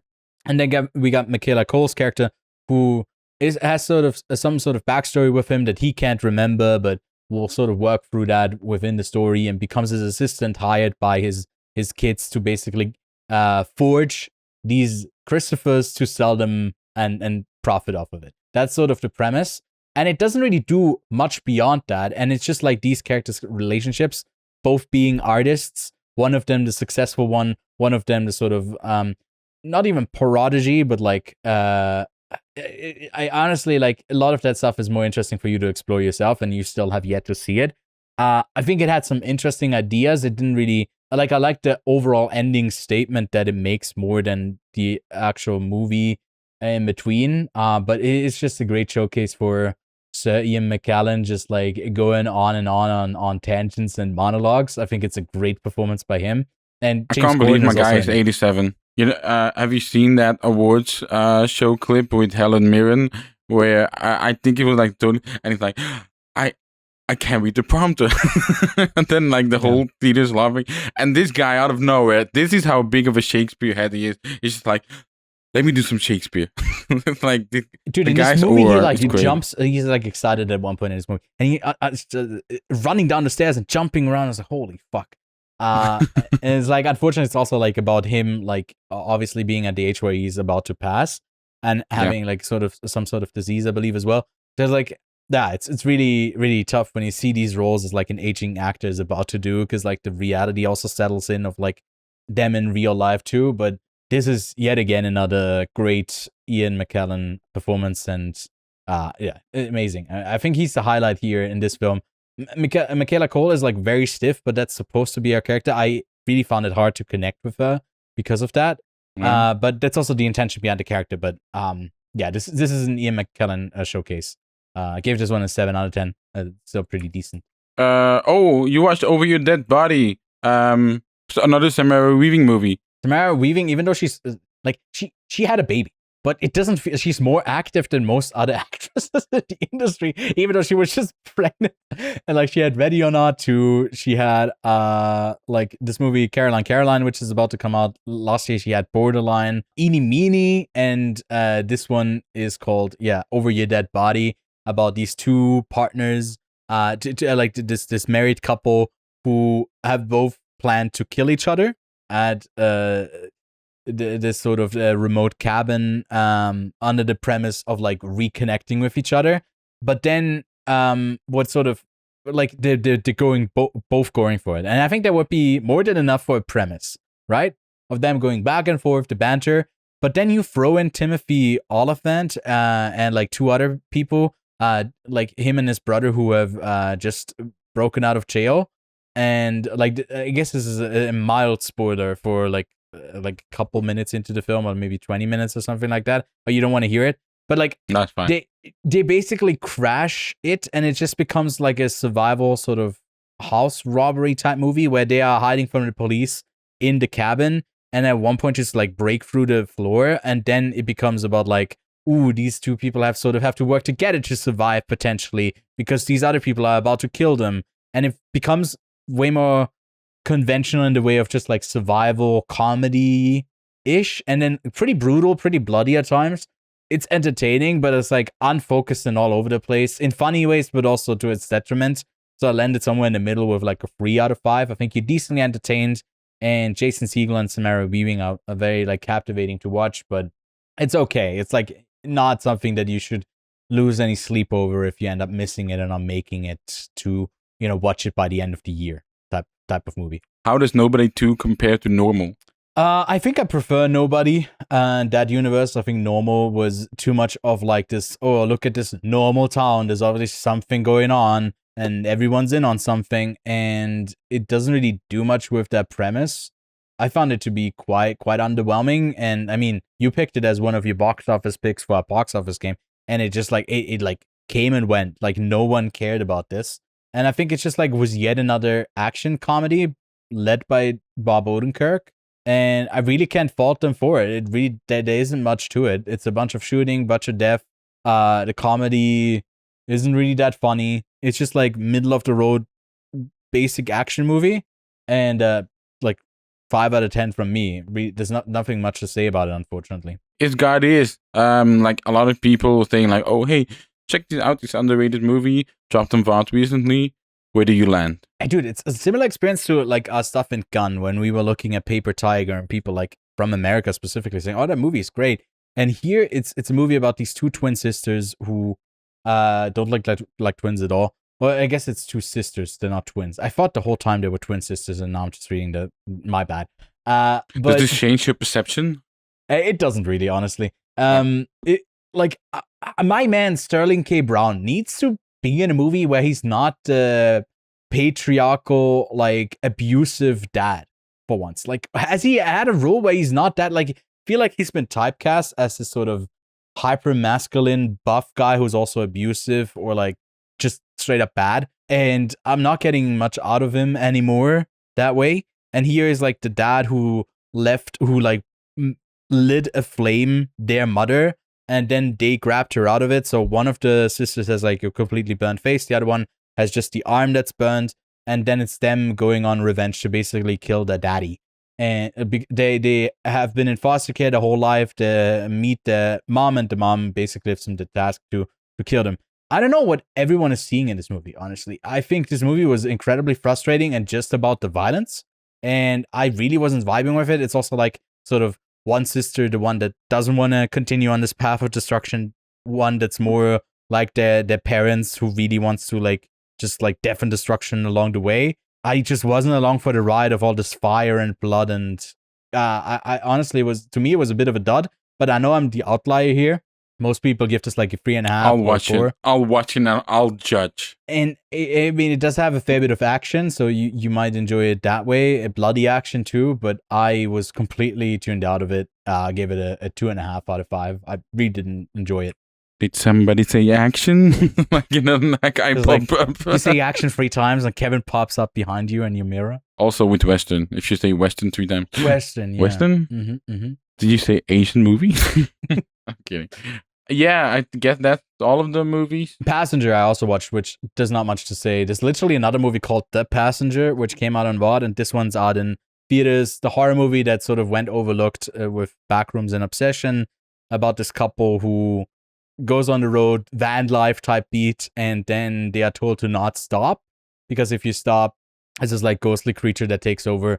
And it's just like that for an hour and a half, repeated over and over again, where they do continuously stop, try to survive, and it's very like jump scary Blumhouse-ish horror that is incredibly uninspired and kind of boring.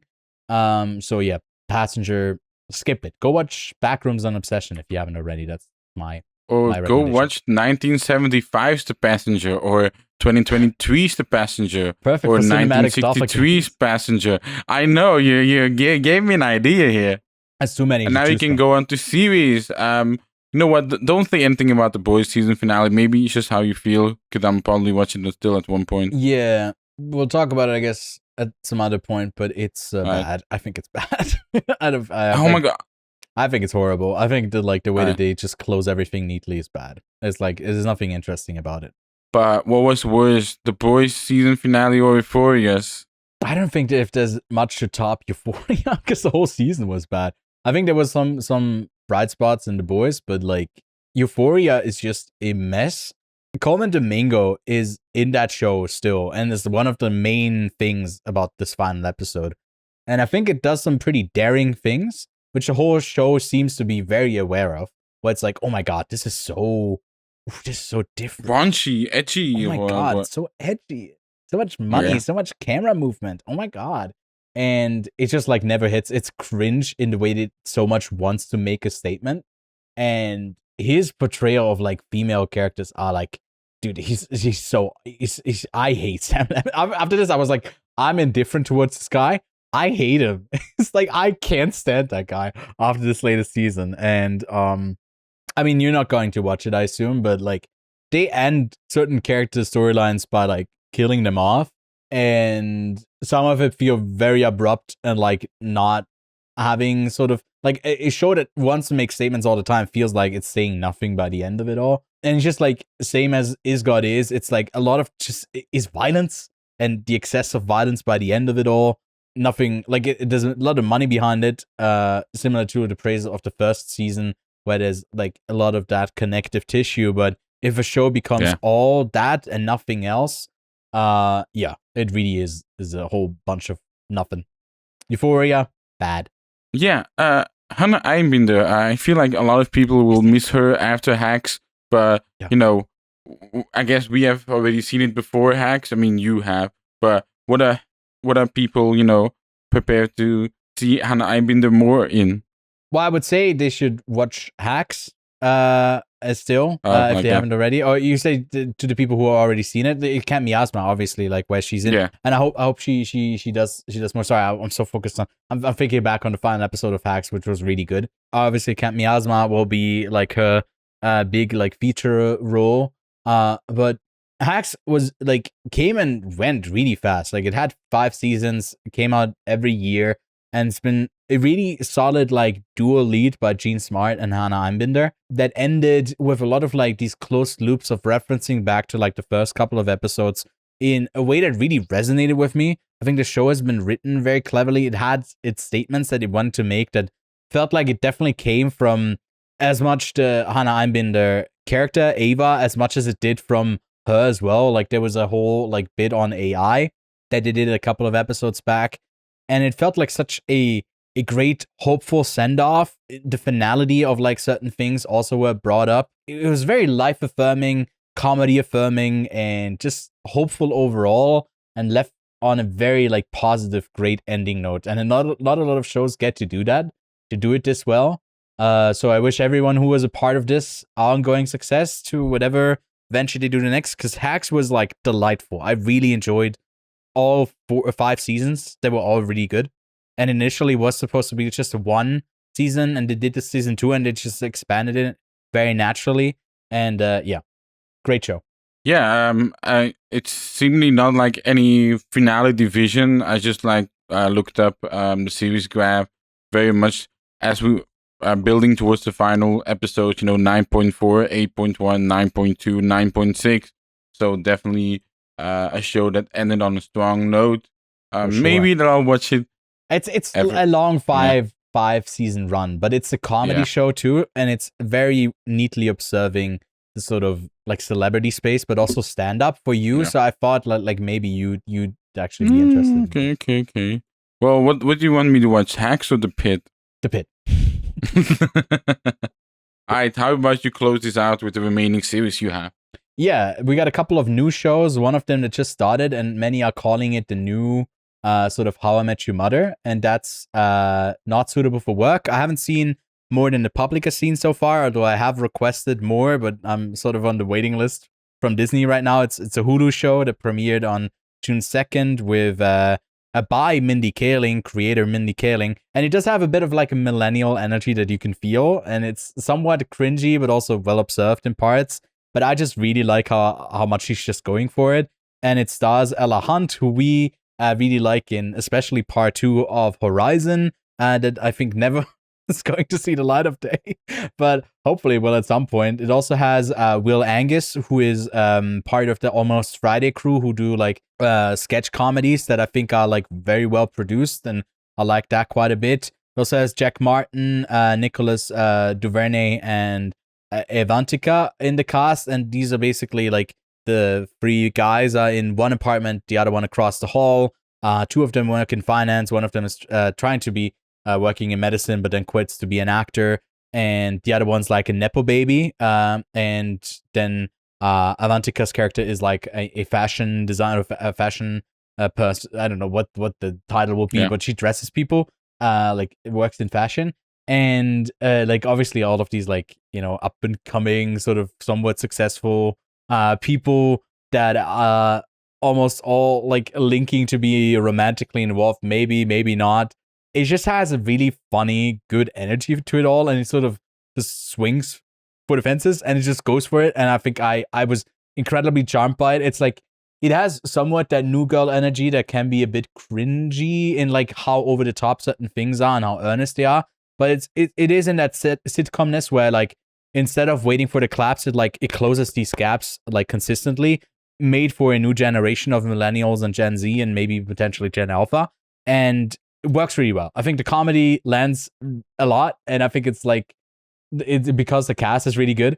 And I had a great time with Not Suitable for Work. I really was like going to Disney. I was like, come on, just for me. I also want to do a feature on this episode, but I also want to see the rest of the season. It's really good. Then also watched a show called Alice and Steve, which is it said a quirky British comedy drama follows 2 unlikely friends, and these 2 have been friends for forever. They're played by Nicola Walker and Jermaine Clement, and they've been friends forever.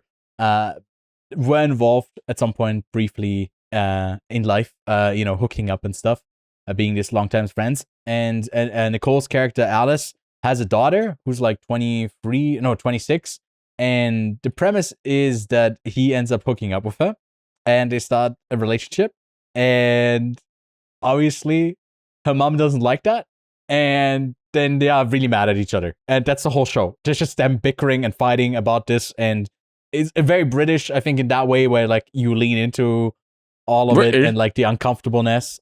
I think so. And I think it was quite funny. It doesn't tonally stick to like the whole show like through a good through line. And a lot of the characters are quite underwritten just to serve for a comedic purpose. But I thought it was charming, thought it was endearing. It was pretty funny, but not on the same level as some other shows I've seen this year, but a pretty slight comedy that series that is like it's just 6 episodes as well, I think. Like these British comedy shows do, like they don't overstay their welcome, right? They get to the point and then they're done. That one was quite good. Tell me, how is Spider-Noir in color? I did. Right? Yeah, I did watch it in color. I was about to say like, wait, I should rewatch it maybe in black and white. And wait, you actually did? I actually did watch it in color. Yeah. What's wrong about that? It looked pretty good. I think. Why are you giving me shit for this? I don't know any people that have watched Spider-Noir in color. They all watched it in black and white. It adds to this feeling. I mean, yeah, I think it looked good in color. It's also interesting to see like this type of show. Does it actually work in color? And I think that was very intriguing to me. So that's why like I chose to watch it. I also watched some scenes in black and white. I think like it looks really good. Like it obviously has a very CGI like look when he's like actually swinging around and stuff. But the aesthetic it nails here, and God, Nicolas Cage is so fucking funny in this series because it's like this noir, like obviously it's Spider-Noir, this noir type of like detective story with superheroes, but like sort of the 20s aesthetic of like Sandman and like those type of characters are in there, but just approached it slightly differently. And then this the Cage energy that he brings to that character in certain moments, and it fits the character. It works. And more often than not, it doesn't work, right? It pulls you out and it's like, oh, that's a Cage moment. And like him as Ben Reilly, weirdly enough, just like is incredibly entertaining. It doesn't take anything like too seriously. I think it looks great when he's in the outfit with the eyes, like the light up. It looks incredible. And I was like, the whole time I was thinking, they put a lot of money into this. It shows. Hey, it's Amazon. They got the money. Yeah, but they wouldn't have to, you know. But people will probably still be interested and watch it, even if they weren't like that. They didn't have to put $200 million in Citadel, but they did.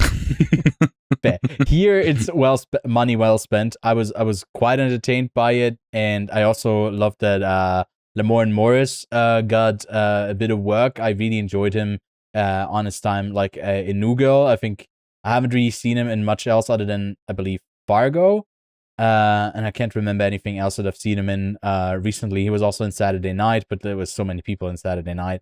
He works as the reporter character in this, and yeah, show is very charming. The whole time he's like he doesn't give a fuck. He did it for his own notoriety, and like it's sort of he's not a character at all. Like there's a line that I think they use in the final episode, but also in the trailer was like the best thing about like, you know, this is like with no power comes no responsibility, like that type of thing. It's like that type of comedy is in there. I really enjoyed this. Like maybe really excited for like more Spider-Man like coming up in a month or so.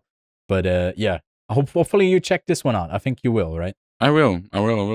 But that brings us to the very long episode, about 30 minutes of me just yapping about the stuff that I watched. I'm sorry, Kevin, but I love how you said like, I love how you said like, oh yeah, I'll keep it at the 2-hour runtime. I'll finish then. Yeah, for the movies, I said, for the movies. So maybe I just talked for 25 minutes about the TV shows. No one will ever know. But what are we doing next week?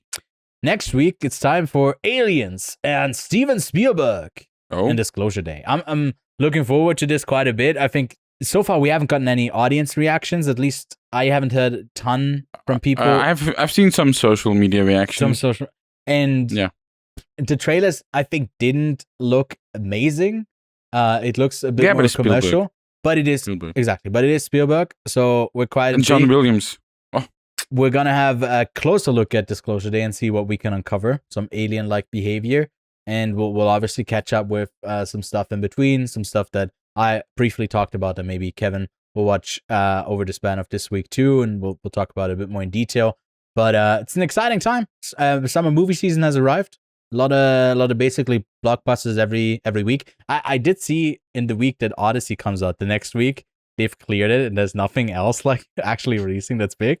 Which makes sense, but like basically no gaps until then. Oh, I guess I could mention that, you know, Brussels is having the third IMAX 70mm screen in Europe. That's crazy, right? So close to me and so far from you. Yeah, I think the one. Wait, where's the other one? There's London, there's Brussels, and London and Prague.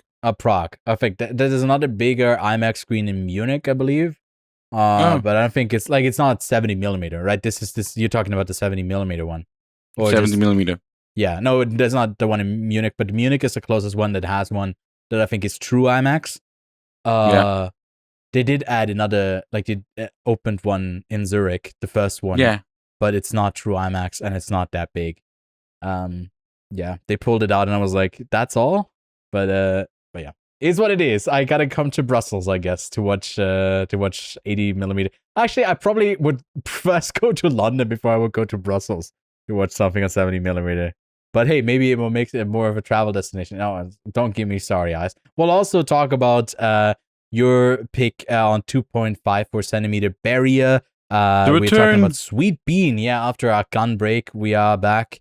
And then a bit of a delay, we'll also get back to Cinematic Doppelgangers and talk about the two Way Back movies, as we have been back for a while now. But I guess we're still, we have. like seemingly emotionally, we're still on our way back, and also in the midst of our recordings for all of the reviews for Wakanda are still ongoing. I mean, if you listen to the end of this episode, you're probably already subscribed already. If you're not, do that and check out the plethora of stuff that we're releasing.